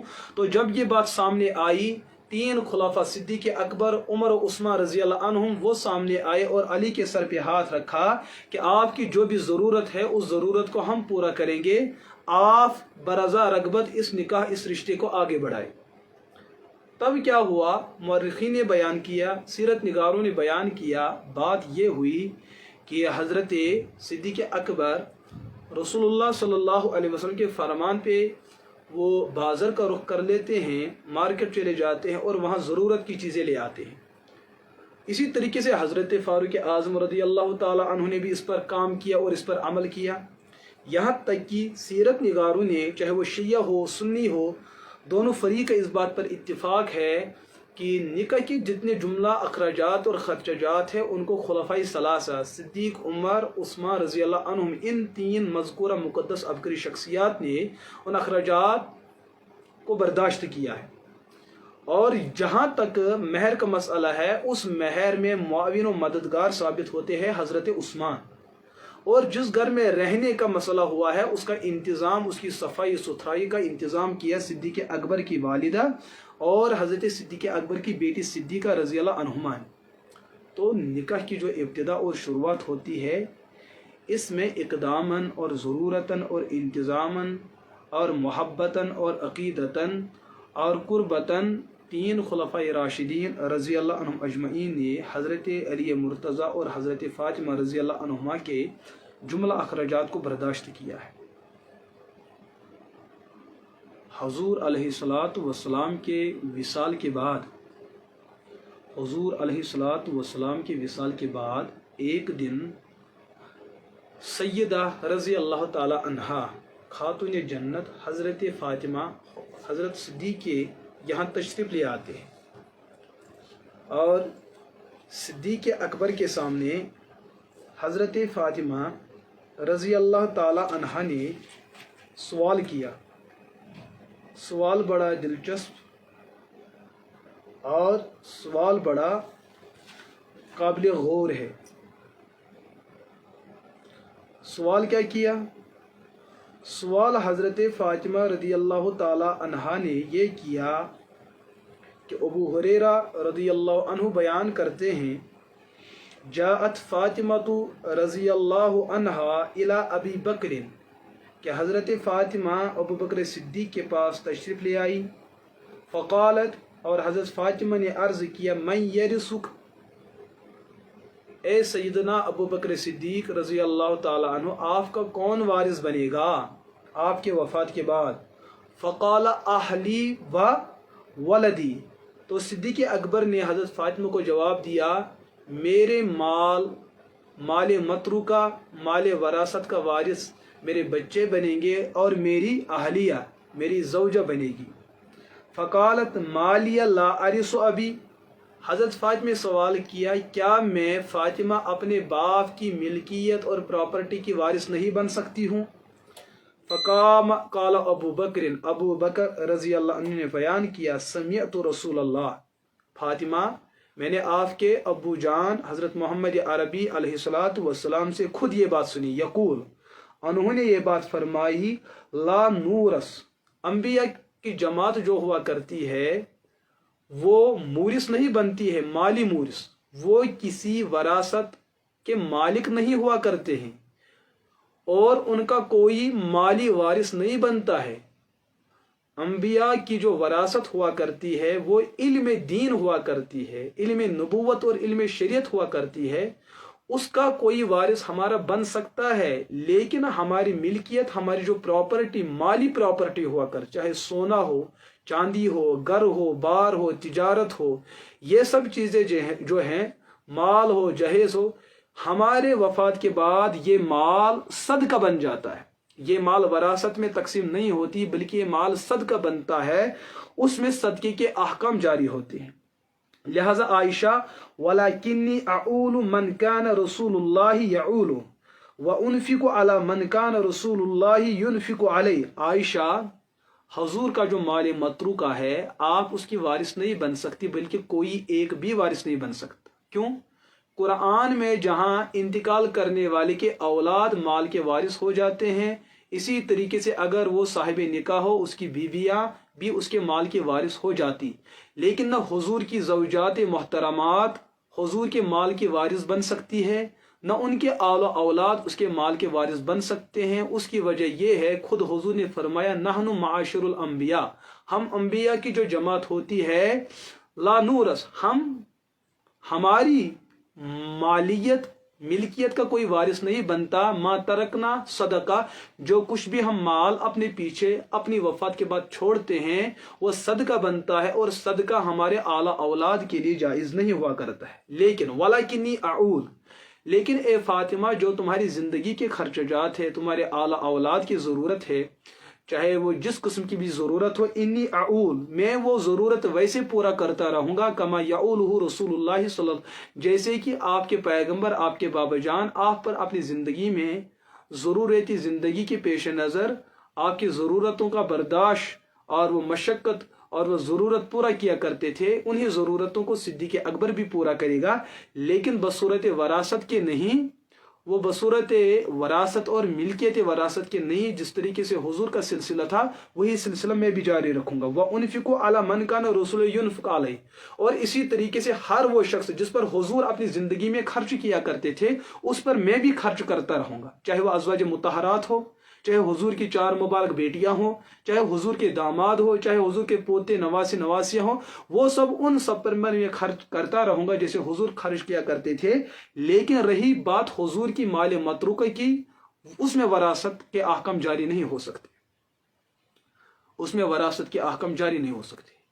अच्छा, यहां पर एक मसला पैदा होता है, वो शिया लोग मसला पैदा करते हैं। शिया लोग जब देखते हैं ना, और ये बात जो है ये अहलुस सुन्नत वल जमात की ही बात नहीं है, बल्कि शिया लोग भी इस बात को बयान करते हैं। शिया लोगों की किताब है, किताब का नाम है उसूल काफ़ी। उसूल काफ़ी शिया के यहाँ बहुत ही काबिल एतमाद किताब समझी जाती है। जैसे अहलुस सुन्नत और अहले इस्लाम के यहाँ कुरान के बाद हदीस की किताबों में बुखारी की जो अजमत और मकाम और मर्तबा है, इससे बढ़कर शिया लोग उसूलुल काफ़ी, मोहम्मद बिन याकूब कुलैनी, उनकी ये किताब है उसूलुल काफ़ी, इसके बारे में उन्होंने ये भी लिखा जाता है कि इस किताब को उनके उसूल और उनके अकीदे के एतबार से इमाम महदी ने तस्दीक फरमाई है, और ये कहा कि उसूल काफ़ी हाजा काफिल लिशियतिना, कि ये हमारी किताब जो है उसूल काफ़ी कुलैनी की, ये शिया बिरादरी के लिए काफ़ी है। उसी किताब के अंदर एक रिवायत है शिया हदीस के एतबार से, बाबुल आलिम वल मुतअल्लिम, जिल्द नंबर 1 सफ़ा 65, और ये तेहरान से छपी है। हदीस क्या है? अन अबी अब्दुल्लाह, इससे मुराद है इमाम जाफर सादिक रहिमहुल्लाह, अन्नहु क़ाल रसूलुल्लाह सल्लल्लाहु अलैहि वसल्लम, कि इमाम जाफर सादिक फरमाते हैं अल्लाह के रसूल अलैहिस्सलातु वस्सलाम ने फरमाया, इन्नल उलमा वरसतुल अंबिया, की जमाअत उलमा जमाअत अंबिया की वारिस हुआ करती है। व इन्नल अंबिया लम युवरिसुहा दीनारन वला दिरहमा, और जो जमाअत अंबिया हुआ करती है उनकी वरासत दीनार और दराहिम नहीं हुआ करते हैं, उनकी वरासत मालो दौलत नहीं हुआ करती है। हाँ, उनकी वरासत वाला किन औ रसू अल इल्म फमन अखज़ मिन्हु अखज़ बिहज़्ज़िन वाफिर, बल्कि नबियों की वरासत होती है इल्म दीन, जिसने उस वरासत से कुछ पाया तो उसने कुछ पाया, जिसने नहीं पाया उसने नहीं पाया। इस हदीस शिया ने भी इस मसले को साबित किया है। बल्कि इसी तरीके से उसूल काफ़ी के सफ़ा 60 और जिल्द 1 पर इसी नुस्खे के अंदर इमाम जाफर सादिक से यही रिवायत दूसरे लफ्ज़ों में भी मौजूद है कि नबी की वरासत उनके अहादीस हुआ करते हैं, और जो उलमा होते हैं वो उन्हीं अहादीस के वारिस हुआ करते हैं। नबी मालो दौलत नहीं छोड़ता है, और नबी का मालो दौलत वो वरासत नहीं हुआ करती है। शिया की हदीस और अहल सुन्नत मुसलमानों की हदीस को सामने रखते हुए कि अल्लाह के रसूल अलैहिस्सलातु वस्सलाम ने ये बात फरमाई कि इन्ना ला नूरस, अंबिया जो है वो किसी को अपना वारिस नहीं बनाते हैं, اور نہ وہ کسی کو اپنے پیچھے وارث چھوڑتے ہیں، بلکہ امی عائشہ صدیقہ رضی اللہ تعالی عنہا کی حدیث شمالی ترمیزی کے باب ما جاء فی میراث رسول اللہ صلی اللہ علیہ وسلم، اس کے اندر روایت ہے اور وہ حدیث بخاری کے اندر بھی موجود ہے، وہ مسلم کے اندر بھی موجود ہے۔ حضور نے فرمایا لا نورث ما ترکنا فهو صدقہ، ہمارا کوئی وارث نہیں بنتا ہے مالی، اور جو بھی کچھ ہم مال چھوڑتے ہیں فهو صدقہ، وہ کیا ہو جاتا ہے؟ وہ صدقہ ہوا کرتا ہے۔ لہذا ہمارے مال کا کوئی وارث نہیں بنتا ہے، کیونکہ نبی کی وراثت علمی ہوتی ہے، نہ کہ وراثت مالی۔ اب اصول کے درجے میں یہ بات آ گئی کہ نبی کی مال متروکہ وہ صدقہ ہوا کرتا ہے، اسی طریقے سے نبی کا چھوڑا ہوا مال وہ صدقہ بنتا ہے، خیرات بنتا ہے، وہ وراثت میں تقسیم نہیں ہوتا ہے۔ لیکن یہاں پر شیعہ لوگ آپ کو سوال کریں گے، شیعہ لوگ قرآن کی وہ سب آیتیں پڑھنا شروع کر دیں گے جن کے اندر اس کا بات کا تذکرہ ہے یوصیکم اللہ فی اولادکم للذکر مثل حظ الانثیین، یہ اللہ نے فرمایا کہ اگر آپ کا لڑکا ہو اور آپ کی لڑکیاں ہوں، آپ کا ایک لڑکا دو لڑکیوں کے برابر ہے، یعنی کہ لڑکی کو اتنا ملنا چاہے، لڑکی کو اتنا ملنا چاہے۔ ان جیسی آیات کے پیش نظر شیعہ لوگ یہ استدلال کرنے کی کوشش کرتے ہیں کہ فاطمہ حضور کی لخت جگر ہے، لہٰذا ان کو وراثت ملنی چاہیے، کیونکہ قرآن کہتا ہے۔ ان آیتوں کو سمجھو، قرآن حضور پر نازل ہوا، ان کو صحابہ نے سمجھا، صحابہ نے امت کو بتلایا۔ شیعہ لوگ چونکہ نہ حضور کو مانتے ہیں، نہ صحابہ کو مانتے ہیں، نہ صحابہ کی تفسیر کو مانتے ہیں۔ ہمیں الحمدللہ امتیاز ہے، ہم نبی کو مانتے ہیں، نبی کی جماعت کو مانتے ہیں، جماعت کے عقائد و نظریات کو مانتے ہیں، ان کے شاگردوں کو مانتے ہیں، ان کی محنت کو مانتے ہیں، ان کے مشن کو مانتے ہیں۔ تو قرآن کی آیت نازل ہوئی ہے، لیکن اس آیت کے مخاطب محمد عربی علیہ الصلوۃ والسلام کی ذات اقدس نہیں ہے۔ یہ آیت امت کے لیے نازل ہوئی ہے، اس میں امت کا قانون اور امت کا مسئلہ بیان کیا گیا ہے کہ امتی میں جو صاحب اولاد ہو، جو صاحب ازواج ہو، ان کی وراثت کا طریقہ یہ ہوگا۔ رہی بات نبی کی کہ نبی نے اپنے بارے میں خود واضح کیا ہے کہ نبی جو بھی کچھ مال چھوڑتا ہے وہ صدقہ ہو جاتا ہے، اس میں وراثت کے احکام جاری نہیں ہوتے۔ ویسے جیسے قرآن میں آیا ہے فَانْكِحُوا مَا طَابَ لَكُم مِّنَ النِّسَاءِ مَثْنَىٰ وَثُلَاثَ وَرُبَاعَ، کہ قرآن میں آیا ہے کہ تم چاہو نکاح کرو ایک کے ساتھ، دو کے ساتھ، تین کے ساتھ، چار کے ساتھ، جو بلی آپ کو محسوس ہو جائے ان کے ساتھ آپ کر سکتے ہیں۔ لیکن حضور نے نکاح فرمائے 9 نکاح انہوں نے کیے ہیں۔ تو اس آیت میں مفسرین نے یہی فرمایا ہے، صحابہ نے یہی فرمایا، حضور نے اپنے عمل سے ثابت یہی کیا ہے کہ اس آیت کا مصداق امت ہے، پیغمبر نہیں ہے۔ اسی طریقے سے وراثت کی آیات کا مخاطب امت ہوا کرتی ہے، نبی نہیں ہوا کرتے ہیں۔ نبی کی چونکہ وراثت علم دین ہوا کرتا ہے، نبی کی وراثت مال و دولت دنیا نہیں ہوا کرتی ہے۔ نبی دنیا کمانے کے لیے نہیں آتا ہے، بلکہ دنیا کو پاؤں تلے روندنے کے لیے آتا ہے۔ جو امت، جو انسانیت دنیا کے پیچھے پیچھے چلتے چلتے گمراہ ہو جاتی ہے، اللہ کے رسول علیہ الصلوۃ والسلام نے اسی انسانیت کو دنیا کی تابع داری سے بچاتے ہوئے کہ دنیا کو ضرورت کے درجے میں استعمال کرو، باقی دنیا کے پیچھے مت پڑو۔ نبی کا مقصد بعثت میں ایک مقصد یہ بھی ہوا کرتا ہے، تو بلا نبی اس دنیا کا کیسے غلام رہ سکتا ہے؟ اعوذ باللہ۔ تو شیعہ لوگ جو دھوکہ دینے کی کوشش کرتے ہیں کہ آیات وراثت میں اس طریقے سے تذکرہ ہے، ہم یہی عرض کر چکے ہیں کہ ان آیات کے اندر مفسرین اور علماء اور اہل علم نے یہی بات لکھی ہے کہ ان آیات کا مخاطب پیغمبر نہیں ہوا کرتا ہے، بلکہ ان آیات کا مخاطب امت ہوا کرتی ہے۔ امی عائشہ رضی اللہ تعالی عنہا بیان کرتی ہیں ان رسول اللہ صلی اللہ علیہ وسلم قال لا نورث ما ترکنا صدقہ، کہ انبیاء جو کچھ بھی چھوڑتے ہیں اس کا کوئی وارث نہیں ہوتا ہے، اور جو کچھ وہ چھوڑتے ہیں وہ سب کا سب صدقہ ہو جاتا ہے،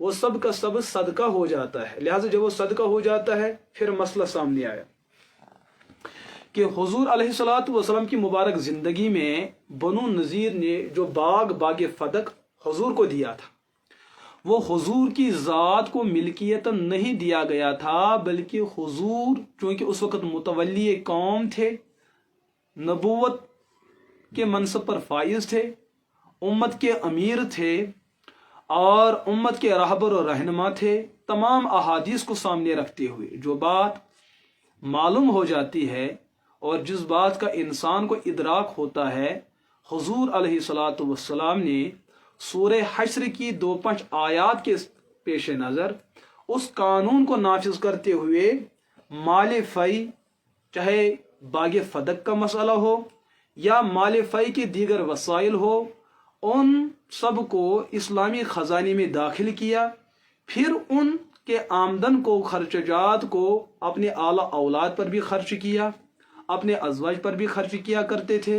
सहाबा में जो यतीम थे उन पर खर्च किया करते थे, सहाबा में जो मिस्कीन थे उन पर खर्च किया करते थे, सहाबा में जो अबनाए सुबुल थे उन पर खर्च किया करते थे।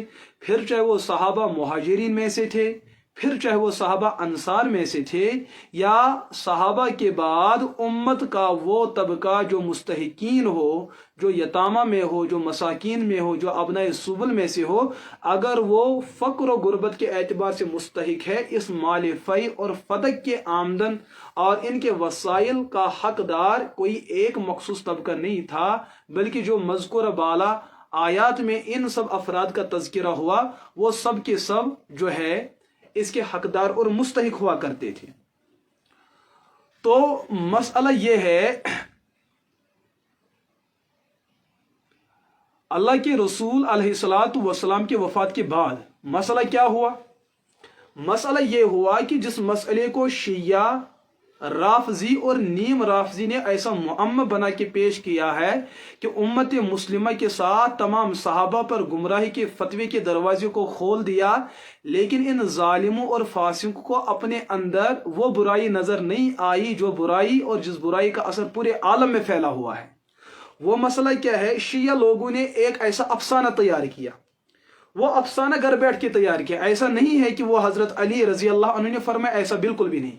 ऐसा भी नहीं है कि वो अफसाना हजरत फातिमा रजी अल्लाह अन्हा ने बयान की, बिल्कुल भी नहीं। बल्कि हजरत मोहम्मद बिन हनफिया मिशकात के अंदर हदीस है, किताबुल मनाकिब के अंदर, और जहां हजरत सिद्दीक़ अकबर रजी अल्लाह तआला के फजाइल और मनाकिब को हुजूर ने बयान किया, वहां पर रहकर हजरत मोहम्मद बिन हनफिया ने हजरत सिद्दीक़ अकबर से सवाल किया, नबियों के बाद सबसे बेहतर इंसान कौन है? नबियों के बाद इंसानियत में सबसे बेहतर इंसान कौन है? हजरत अली का अपना बेटा सवाल कर रहा है, तो अली ने जवाब दिया, इंसानियत में नबियों के बाद सबसे बेहतर और सबसे अफजल हजरत सैयदना अबू बकर सिद्दीक रजी अल्लाह ताला अन्हु की ज़ात अक़दस है। फिर मोहम्मद बिन हनफिया रहिमहुल्लाह या रजी अल्लाह अन्हु उन्होंने दोबारा सवाल किया, सुम्मा मन, उसके बाद दूसरे दर्जे में बाद अंबिया और बाद सिद्दीक़ अकबर सबसे ज्यादा बेहतर और सबसे बड़ा मकाम किसका है? तो हजरत अली मुर्तज़ा रजी अल्लाह ताला अन्हु ने जवाब दिया, उसके बाद हजरत फारूक आजम रजी अल्लाह ताला अन्हु की ज़ात अक़दस है। तीसरा सवाल हुआ तो हजरत अली मुर्तज़ा रजी अल्लाह अन्हु ने फरमाया, हजरत उस्मान। मोहम्मद बिन हनफिया फरमाते हैं, जब मैंने चौथी मरतबा सवाल किया, मेरे जहन में यह था कि अब हजरत अली अपना नाम लेते, लेकिन हजरत अली ने अपना नाम बयान न किया। तो हजरत अली सिद्दीक़ अकबर को सबसे ज्यादा अफजल समझते थे, उसके बाद हजरत फारूक को, उसके बाद हजरत उस्मान को। बल्कि सिद्दीक़ अकबर रदी अल्लाह ताला अन्हु की अफजलियत को हुजूर ने सब सहाबा की मौजूदगी में बयान किया। हुजूर अलैहिस्सलातु वस्सलाम के जो मर्जुल वफात के अय्याम जो गुजर रहे थे, एक दिन ऐसा हुआ, हुजूर अपने हुजरे आयशा रदी अल्लाह अन्हा में बैठे थे और मर्ज ने, तकलीफ ने बहुत ही ज्यादा शिद्दत बरत ली कि हुजूर अलैहिस्सलातु वस्सलाम अपने मुबारक नबूवत के कदमों पे चल न सके। हजरत अली घर में बैठे हैं, हजरत अब्बास रजी अल्लाह अन्हुमा हुजूर के पास बैठे हैं। हुजूर ने इन दो सहाबा से बताया, क्या सहाबा ने नमाज पढ़ी? इन लोगों ने फरमाया कि अभी नमाज नहीं पढ़ी। फिर कुछ देर के बाद हुजूर उठे और उन्होंने वजू फरमाया। वजू फरमाने के बाद नमाज के लिए निकलने का इरादा किया, लेकिन हजरत अली रजी अल्लाह अन्हु बयान करते हैं कि हुजूर पर ऐसी गशी तारी हो गई कि हुजूर बेहोश हो गए। बेहोश होने के बाद कुछ देर इफाका हुआ, नए सिरे से वजू किया, फिर खड़े हुए नमाज के इरादे के लिए, मस्जिद में जाने के लिए, लेकिन फिर उन पर गशी तारी हुई कि हुजूर दोबारा बेहोश हो गई। तीसरी मरतबा जब हजरत अल्लाह के रसूल अलैहिस्सलातु वस्सलाम ने वजू किया और कुछ थोड़ा सा संभल गए, हजरत अली, हजरत अब्बास, चचा और भतीजा रजी अल्लाह अन्हुमा ने हुजूर को सहारा देते हुए, हुजूर ने एक मुबारक हाथ حضرت علی کے مبارک کندھے پہ ڈالا اور دوسرا ہاتھ حضرت عباس رضی اللہ عنہ کے کندھے پہ ڈالا۔ ان دو عظیم شخصیات کے سہارے حضور مسجد کے لیے نکلے۔ جس وقت حضور مسجد کے لیے نکلنے والے تھے، پہلے انہوں نے اپنے مبارک کمرے کا وہ پردہ اٹھایا اور دیکھا میری امت کیا کر رہی ہے۔ وہاں دیکھا سب صحابہ انتظار میں ہیں۔ حضور نے فرمایا ان دو صحابہ کو، مرو ابا بکرن فلیصلی بالناس، ارے ان لوگوں کو حکم دو۔ حضور فرماتے ہیں کہ ابو بکر نماز پڑھائے۔ جس وقت لیکن حضرت ابو بکر صدیق رضی اللہ تعالی عنہ دل کے بڑے نرم صحابی تھے، وہ نہیں چاہتے تھے کہ حضور کی موجودگی میں صدیق اکبر مصلی نبوت پہ قدم رکھیں اور حضور صدیق اکبر کی اقتداء میں آئے۔ صدیق اکبر اس چیز کو بالکل بھی قطعاً برداشت نہیں کرتے۔ ایک ہے احترام نبوت، ایک ہے حکم نبوت۔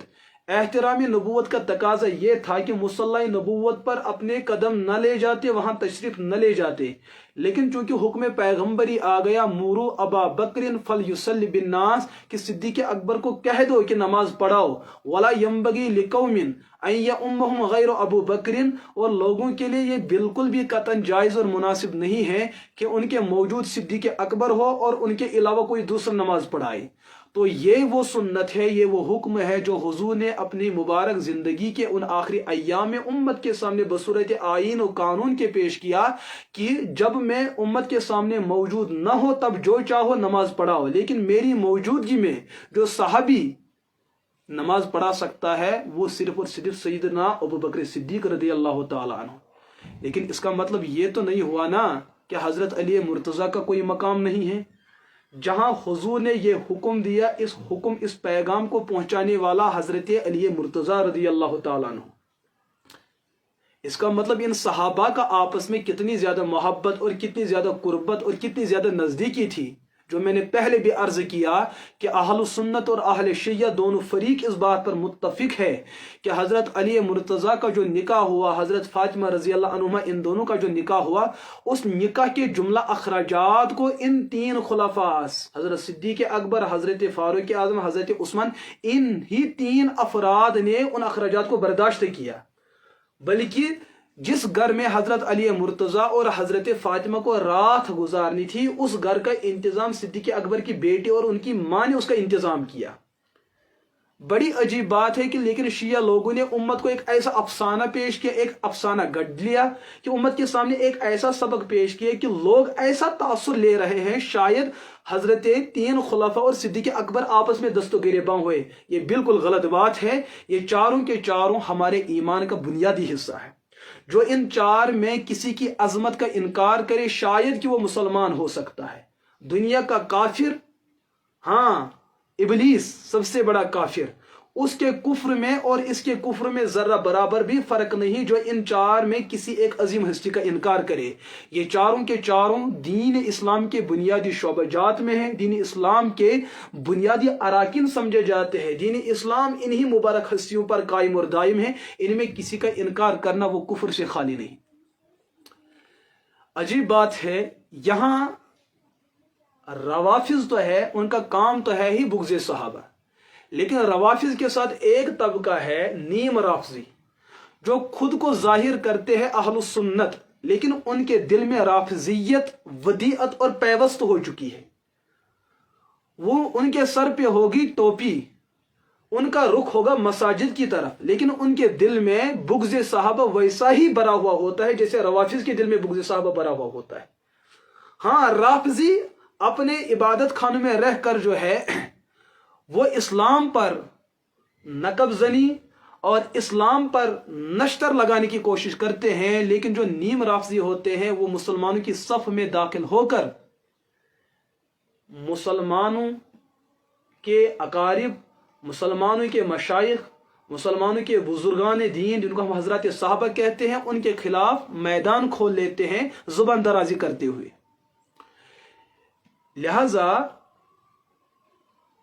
اہل بیت سے محبت کرنے کا مطلب یہ نہیں ہے کہ آپ صحابہ میں سے کسی سے نفرت رکھیں، اور صحابی کا غلام بننے کے لیے لازم نہیں ہے کہ آپ آل بیت میں کسی سے نفرت کریں۔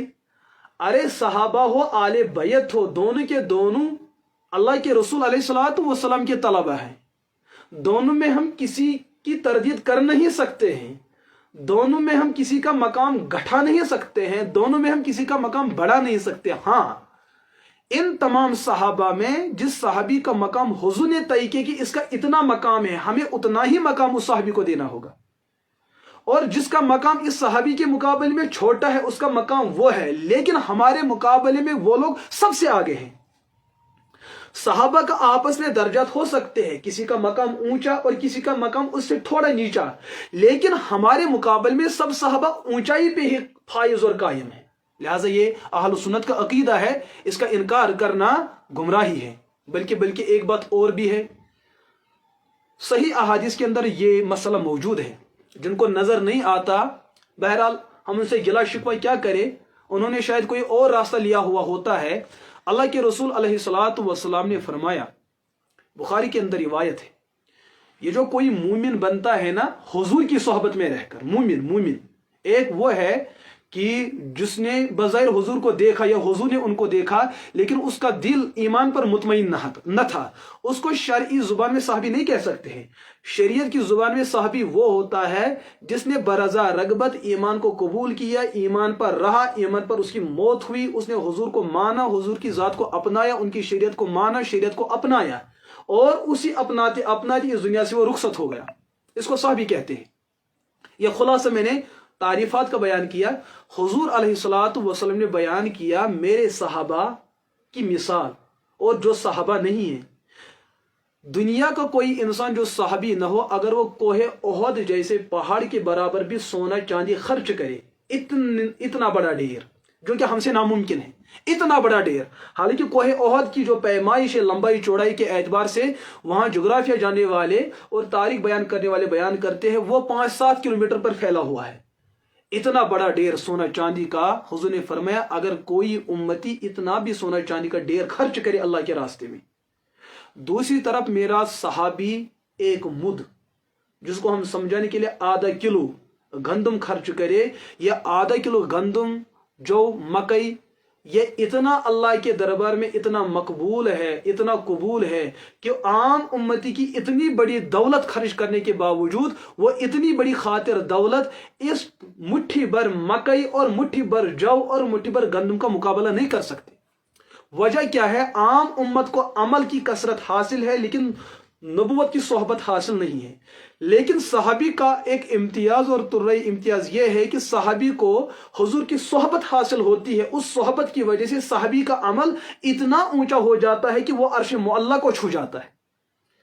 لیکن آج کے دور میں عجیب بات ہے، نیم رافضیت کی جو باتیں چلتی ہے کہ آج کے دور میں کہ صحابیت ہونا کوئی کمال نہیں ہے، الیاذ باللہ، صحابی ہونا کوئی رتبہ نہیں ہے، الیاذ باللہ، صحابی ہونا کوئی مرتبہ نہیں ہے۔ اور ایسے جاہلوں کو جس قسم کے ان پڑھ اور گھنوار قسم کے لوگ سنتے ہیں وہ بھائی واہ واہ بھائی کرتے رہتے ہیں، ہاں شاید کوئی نئی تحقیق آ چکی ہے۔ ظالمہ یہ جو بات کہہ رہا ہے حضور کے قطعی احادیث کے خلاف بول رہا ہے، حضور کی سنت کا تقاضا کچھ ہے اور یہ نیم رافضی کچھ اور بول رہا ہے۔ لہٰذا ہم نیم رافضی کو نظر انداز کر سکتے ہیں پر نبی کی سنت اور مبارک حدیث کو نظر انداز نہیں کیا جا سکتا ہے۔ ہاں یہ باتیں سنتے ہوئے کچھ یار لوگوں کے پیٹ میں مروڑ پڑتا ہے تو پڑھنے دو، کسی کے پیٹ میں پتھری پڑ جائے تو پڑھنے دو، کیونکہ ہم نے ان یار لوگوں کا کلمہ نہیں پڑھا ہے، ہم نے کلمہ پڑھا ہے محمد عربی علیہ الصلاۃ والسلام۔ اور محمد عربی علیہ الصلاۃ والسلام نے اپنے نبوت میں جن گواہان کو شامل کیا ہے، اپنی پیغمبری میں جن کو گواہ کی حیثیت سے ہمارے سامنے رکھا ہے، وہ سب صحابہ ہے۔ لہٰذا صحابہ کے بارے میں کوئی ایک تنقید ہم برداشت نہیں کریں گے، جس کو تنقید کا شوق ہو وہ شوق سے کرتا رہے، کیوں؟ ہم اس کے بارے میں حضور کا یہ فیصلہ سن کے آئے ہیں، جو صحابہ میں ناقد بن کے آئے اس کا ٹھکانہ جہنم ہے، اور ہمارا یقین ہے کہ جنت میں بھی کچھ لوگوں کو جانا ہے اور جہنم میں بھی کچھ لوگوں کو جانا ہے۔ جنت میں ان کو جانا ہے جو صحابہ کے پیچھے چلے، اور جہنم میں ان کو جانا ہے جنہوں نے صحابہ کے دامن کو چھوڑ دیا۔ تو روافض لوگوں نے ایک افسانہ گڑھا، وہ افسانہ کیا ہے؟ صحابہ کو آپس میں ٹکرانے کے لیے، صحابہ میں آپس میں ٹکرانے کے لیے، 3 خلافہ کو علی کے خلاف کرنے کے لیے، علی کو ان 3 خلافہ کے مد مقابل کرنے کے لیے۔ حالانکہ ان کا آپس میں کبھی نہ جھگڑا تھا، نہ تھا اور نہ ہوا ہی کبھی، لیکن جھگڑا ہے इनाद है, जिद है, बुग़्ज़ है, वो शिया रवाफिज़ और नीम राफिज़ों के जहन में उन्होंने अपनी इस खबासत का बरमला इजहार किया और सहाबा को आपस में टकराना ऐसा दिखाया। क्या बयान करते हैं? बुखारी के अंदर 5 मकामत पे हदीस है, याद रखे, क्योंकि किसी की नाजायज मोहब्बत में आप शरीयत का इनकार न करे। आप सुन रहे हैं तो मेरी बात गौर से सुने। हजरत फातिमा रजी अल्लाह अन्हा के बारे में आता है बुखारी के अंदर 5 रिवायतें हैं। ये शिया किताबों में भी है और अहल सुन्नत की किताबों में भी। ये बातें सुने, किताबुल जहाद में है, किताबुल मनाकिब में और किताब खुम्स में भी ये बात आई है, किताबुल फराइज में भी। तकरीबन 4-5 मकामात में बुखारी के अंदर ये रिवायत मौजूद है। रिवायत के अल्फाज मुख्तलिफ है। कुछ रिवायत का तकाजा ये है कि हजरत फातिमा रजी अल्लाह अन्हा ने सिद्दीक के पास किसी को भेजा, और एक रिवायत का तकाजा है कि हजरत फातिमा रजी अल्लाह अन्हा खुद आई। अब ये दो पर एक बातें कुछ अलग लग रही है। इन दो बातों को जमा किया जा सकता है, इनका एक ऐसा मफहूम बताया जा सकता है जो आप समझ सकते हैं। वो क्या है? जैसे कि बिलाल अहमद है, बिलाल अहमद एक साथी है, इनका कोई दोस्त है, वो दोस्त इनके घर रहने के लिए आया, रात उसने बिलाल अहमद के यहाँ रात गुजारी। अब जब सुबह वो उठा, सुबह उठने के बाद उन्होंने बिलाल साहब को बताया कि बिलाल साहब माशा अल्लाह मकान तो बड़ा काफी आलिशान है, किसने बनाया? तो बिलाल अहमद ने बताया ये मकान मेरे वालिद साहब ने बनाया। फिर पता चला कि हमने मालूम किया क्या बिलाल साहब का वालिद साहब नज्जार है, बिलाल साहब का वालिद साहब मिस्त्री है, बिलाल साहब का वालिद साहब ईंटें जोड़ने का काम करता है, लकड़ियां जोड़ने का काम करता है।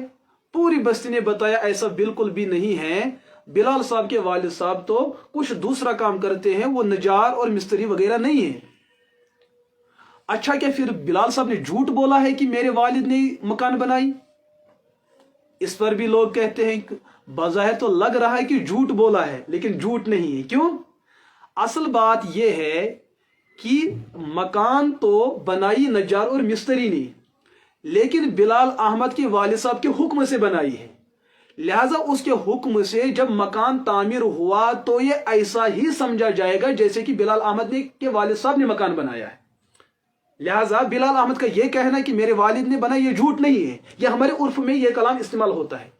इसी तरीके से हदीस में यह बात आती है कि हजरत आयशा ने फलां को भेजा सिद्दीक अकबर के पास। एक बात तो यह है।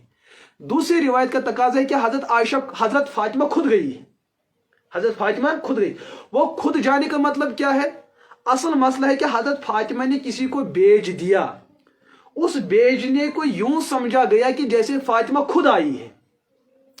उस भेजने को यूं समझा गया जैसे फातिमा खुद आई है, वरना फातिमा रजी अल्लाह अन्हा जो है शायद कि उनका मिजाज ऐसा नहीं था कि वो खुद जाती। क्यों? जब हमने तारीख को पढ़ा, हजरत फातिमा रजी अल्लाह ताला अन्हा की सीरत को पढ़ा, उनकी सवाने जिंदगी को पढ़ा, हजरत फातिमा रजी अल्लाह ताला अन्हा औरतों में इतनी अजीम औरत है कि जिनके बारे में हुजूर ने फरमाया ये जन्नत की नौजवान औरतों की सरदार और शहजादी है, खातून जन्नत हजरत बीबी बतूल रजी अल्लाह अन्हा। इनके बारे में किताबों में आता है कि इन्होंने अपने सरदार, अपने शौहरे नाजनीन हजरत असदुल्लाह गालिब हजरत अली मुर्तज़ा रदी अल्लाह ताला अन्हु को वसीयतन ये बात फरमाई थी कि जब मेरा इंतकाल हो जाए, मेरे इंतकाल में कोई मेरी शक्ल सूरत को ना देखें, कि मेरा जनाजा एक ऐसे माहौल में तैयार किया जाए कि किसी की नजर मुझ पर ना पड़े। ये हुजूर की तरबियत का असर था कि कोई गैर महरम मुझे ना देखे। और दूसरी बात, किताबों में ये बात भी लिखी है, इस बात की सेहत और सनद कितनी मजबूत है, लेकिन बसूरत वाक़या और बसूरत हिकायत के पेश कर लेता हूं। कल क़यामत के दिन किताबों में आया है जब अहले जन्नत जन्नत में जाएंगे, अहले जहन्नम जहन्नम में जाएंगे, इस फैसले से पहले हजरत एक आवाज होगी। आवाज क्या होगी? तमाम अंबिया जिनकी नजरों में अलायज़ु बिल्लाह कभी बदनिगाही का खतरा आ नहीं सकता है, अंबिया हो, सहाबा हो, औलिया हो, शुहदा हो, अतकिया हो, उलमा हो, आम उम्मत हो, सबको हुक्म होगा। इसकी सनद मैंने पहले अर्ज किया हिकायत के दर्जे में, अगर ये सही बात है तो इससे मसला हल होता है, अगर सही बात न हो तो उसको बहरहाल हिकायत समझ लिया जाए, इसको नजरअंदाज भी कर सकते हैं। हुक्म होगा कि सब अपनी निगाहों को नीचे कर लो, क्योंकि खातून जन्नत जन्नत को तशरीफ ले जा रही है। खातून जन्नत जन्नत को तशरीफ ले जा रही है। उन्होंने जिंदगी में कभी भी ऐसा नहीं चाहा कि मेरे वजूद पर किसी गैर महरम की नजर पड़े। उसी सुन्नत, उसी हया, उसी गैरत पर आज भी अमल करते हुए हजरत फातिमा अपनी निगाहों को नीचे करते हुए, तमाम इंसानियत अपनी आंखों निगाहों को नीचे करते हुए हजरत फातिमा जन्नत को तशरीफ ले जाएगी। एक आवाज होगी, ये है दख्तर नाज़नीन हजरत मोहम्मद अरबी अलैहिस्सलातु वस्सलाम। जिस फातिमा का अजीम किरदार ऐसा हो, भला वो फातिमा सिद्दीक़ अकबर के पास कैसे जा सकती है? जहन इस चीज को तस्लीम नहीं करता। लेकिन अगर चली भी गई हो, कोई गलत बात नहीं है, जाने की जरूरत हो, लेकिन उनकी सुन्नत, उनका किरदार इस बात का तकाजा नहीं करता, बल्कि शिया लोगों ने इसमें न जाने ऐसा कुछ भी लिखा और बता दिया कि उसे शर्म की गर्दन झुक जाती है। कि जो शिया लोगों ने हजरत अली और हजरत फातिमा रजी अल्लाह अन्हुमा के बारे में लिखा है, जलाउल उयून को पढ़ो, इसी तरीके से शरह नहजुल बलागा इब्नुल हदीद की किताब को पढ़ो, और इब्ने मैसम अल बहरानी उनकी किताब जो तेहरान से छपी है, उसमें वो सब बातें लिखी हुई है जो शिया के अक्सर मुतशद्दिदीन ज़ाकिरीन ने उस बात को हजरत अली और हजरत फातिमा की इज्जत को पामाल करने के लिए वो बातें लिखी। उसके बाद क्या हुआ, जब हजरत फातिमा रजी अल्लाह अन्हा हजरत सिद्दीक़ अकबर के दरबार में पहुंची या किसी को भेज दिया, तो सवाल किया। यह है शमाल तिरमिजी। शमाल तिरमिजी में बाब माजा फी मीरास रसूलुल्लाह सल्लल्लाहु अलैहि वसल्लम, और यह है बुखारी, आप देख रहे हैं किताबुल फराइज। किताबुल फराइज की रिवायत है कि हजरत फातिमा रजी अल्लाह अन्हा जब सिद्दीक़ अकबर के पास आई तो उन्होंने अर्ज किया, मैं यरिसुक, मैं यरिसुक, मैं यरिसुक, अबू बकर आपकी वफात के बाद आपका वारिस कौन होगा? आपकी वफात के बाद आपका वारिस कौन होगा? हजरत सिद्दीक ने फरमाया, अहली व वलदी, मेरी औलाद, लड़के लड़कियां, और मेरी अजवाज, मेरी बीवियां। फिर हजरत फातिमा ने सवाल किया, मालिया ला अरिसु अभी, क्या मैं अपने वालिद मोहम्मद अरबी अलैहिस्सलातु वस्सलाम के माल की वारिस नहीं बन सकती हूं? सवाल है, सवाली अंदाज में, क्या मैं नहीं बन सकती हूं? हजरत सिद्दीक़ अकबर ने फरमाया, समीअतु रसूलल्लाह, मैंने अल्लाह के रसूल अलैहिस्सलातु वस्सलाम से सुना, क़ाला ला नूरसु मा तरकना फहुव सदका, कि हुजूर ने फरमाया नबी जो है उनका कोई माली वारिस नहीं बनता, बल्कि नबी जो कुछ भी छोड़ता है वो सदका है। ये शमाली तिरमिजी के अंदर भी रिवायत है, बुखारी के अंदर भी रिवायत, मुस्लिम के तकरीबन सिता की सभी अहादीस के अंदर ये रिवायत मौजूद है। उसके बाद क्या हुआ, हजरत फातिमा रदी अल्लाह अन्हा ने ये जो सवाल किया है, बुखारी के अंदर 5 मकामात पे रिवायत मौजूद है, लेकिन एक हदीस के अंदर जब सहाबी ने पूरा मसला बयान किया, फिर रावी कहता है क़ाला इब्ने ज़ुहरी शहाब, ये एक वो शख्स है तो मुसलमान, मुहद्दिस था, इल्म हदीस में बड़ा पुख्ता था, सिका था, लेकिन मुहद्दिसीन ने इसके बारे में लिखा है, जब ये हदीस बयान करता था और किसी हदीस के लफ्ज की वजाहत और तशरीह की जरूरत पड़ती थी, लेकिन ये वजाहत इस तरीके से करता था कि सुनने वाला समझता था शायद ये लफ्ज भी हुजूर का ही लफ्ज है। और हमें इस मुहद्दिसीन की जमात को इस मसले में इब्ने ज़ुहरी से, इमाम ज़ुहरी शहाब ज़ुहरी अलैहिर्रहम से बड़ा ही इख्तिलाफ था, कि हम बार बार उनको फरमाया करते थे कि हजरत जब आप हुजूर की हदीस में वजाहत पेश करें, उस वजाहत में जो आप अपना लफ्ज बयान करते हैं, अपने तलबा को यह कहना चाहिए कि यह लफ्ज मेरा है। आप इस तरीके से लफ्ज को बयान करते हैं कि सुनने वाला इस खदशे में पड़ता है कि शायद यह लफ्ज भी हुजूर का है। तो इन 5 हदीस में एक जगह ये हदीस आई है जहां पर इब्ने ज़ुहरी अलैहिर्रहम ने बयान किया कि हजरत आयशा काला, हजरत आयशा गजीबत, नाराज हो गई और वहां से चल दी। आगे लफ्ज बढ़ा दिया कि उन्होंने हजरत सिद्दीक के साथ वफात तक कभी बात नहीं की। ये ज़ुहरी के अल्फाज है। यहां पर कुछ लोगों को धोखा है, जिन्होंने एप्लीकेशन 360 को पढ़ा है और अपनी जहालत को सबूत कैसे देते हैं? अपनी जहालत को सबूत ऐसे देते हैं कि असल किताब उनके सामने रहती नहीं है और उनको यह भी पता नहीं कि तर्जुमे में कितनी ज्यादा गड़बड़ हो चुकी है, और उस गड़बड़ को हमने पिछले एक सबक में बयान किया है। वो अजीब बात है, इन लोगों को कुछ ये मजाक सा लगता है, लेकिन जो इंसान नियामत अक्ल से महरूम हो उसको कुरान सुनाना, पढ़ाना और समझाना इतना ही नामुमकिन है कार दर्द जैसे अबू जहल सामने रखकर कुरान से कुछ फैज हासिल न कर पाया। और आज के दौर में नीम राफिजियों की एक ऐसी कौम बसी है जो घर में रहकर जो है इस तरीके से कुरान समझ और कुरान फहमी का दावा करती है कि हमें ही कुरान समझ में आया है। इमाम बुखारी को कुरान और सुन्नत, मुहद्दिसीन को कुरान और सुन्नत समझ न आई, लेकिन इन लुच्चे लफंगों को दीन समझ आया, वो भी तरबियत हासिल किए बगैर। और अजीब बात यह है कि हमारे अड़ोस पड़ोस में दो चंद साथी रहते हैं, बहुत ही ताज्जुब खेज किस्म के लोग हैं। उनको बताओ दाढ़ी क्यों नहीं रखी है? अच्छा, अमीर मौलवी के मामले में लड़ेंगे, हाँ उछलते हैं, कूदते हैं, वो करेंगे, ये करेंगे। अच्छा, दाढ़ किस थो तो जरूरी। अच्छा, आपका बाप हराम कमाई से आपकी पेट को पालता है, पूछता है, उस बाप को मना करो कि आपकी आमदनी हराम है, उसको रोको ना, आप पर गसों ने काट करने खतर तैयार किया। अच्छा, आप जो है दूध के साथ मिलावट का काम करते हो, लोगों को हराम खिलाते हो और हराम वसूल करते हो, आपको शर्म नहीं आती है? अजीब बात है, इन चीज पर बहस कभी नहीं करेंगे।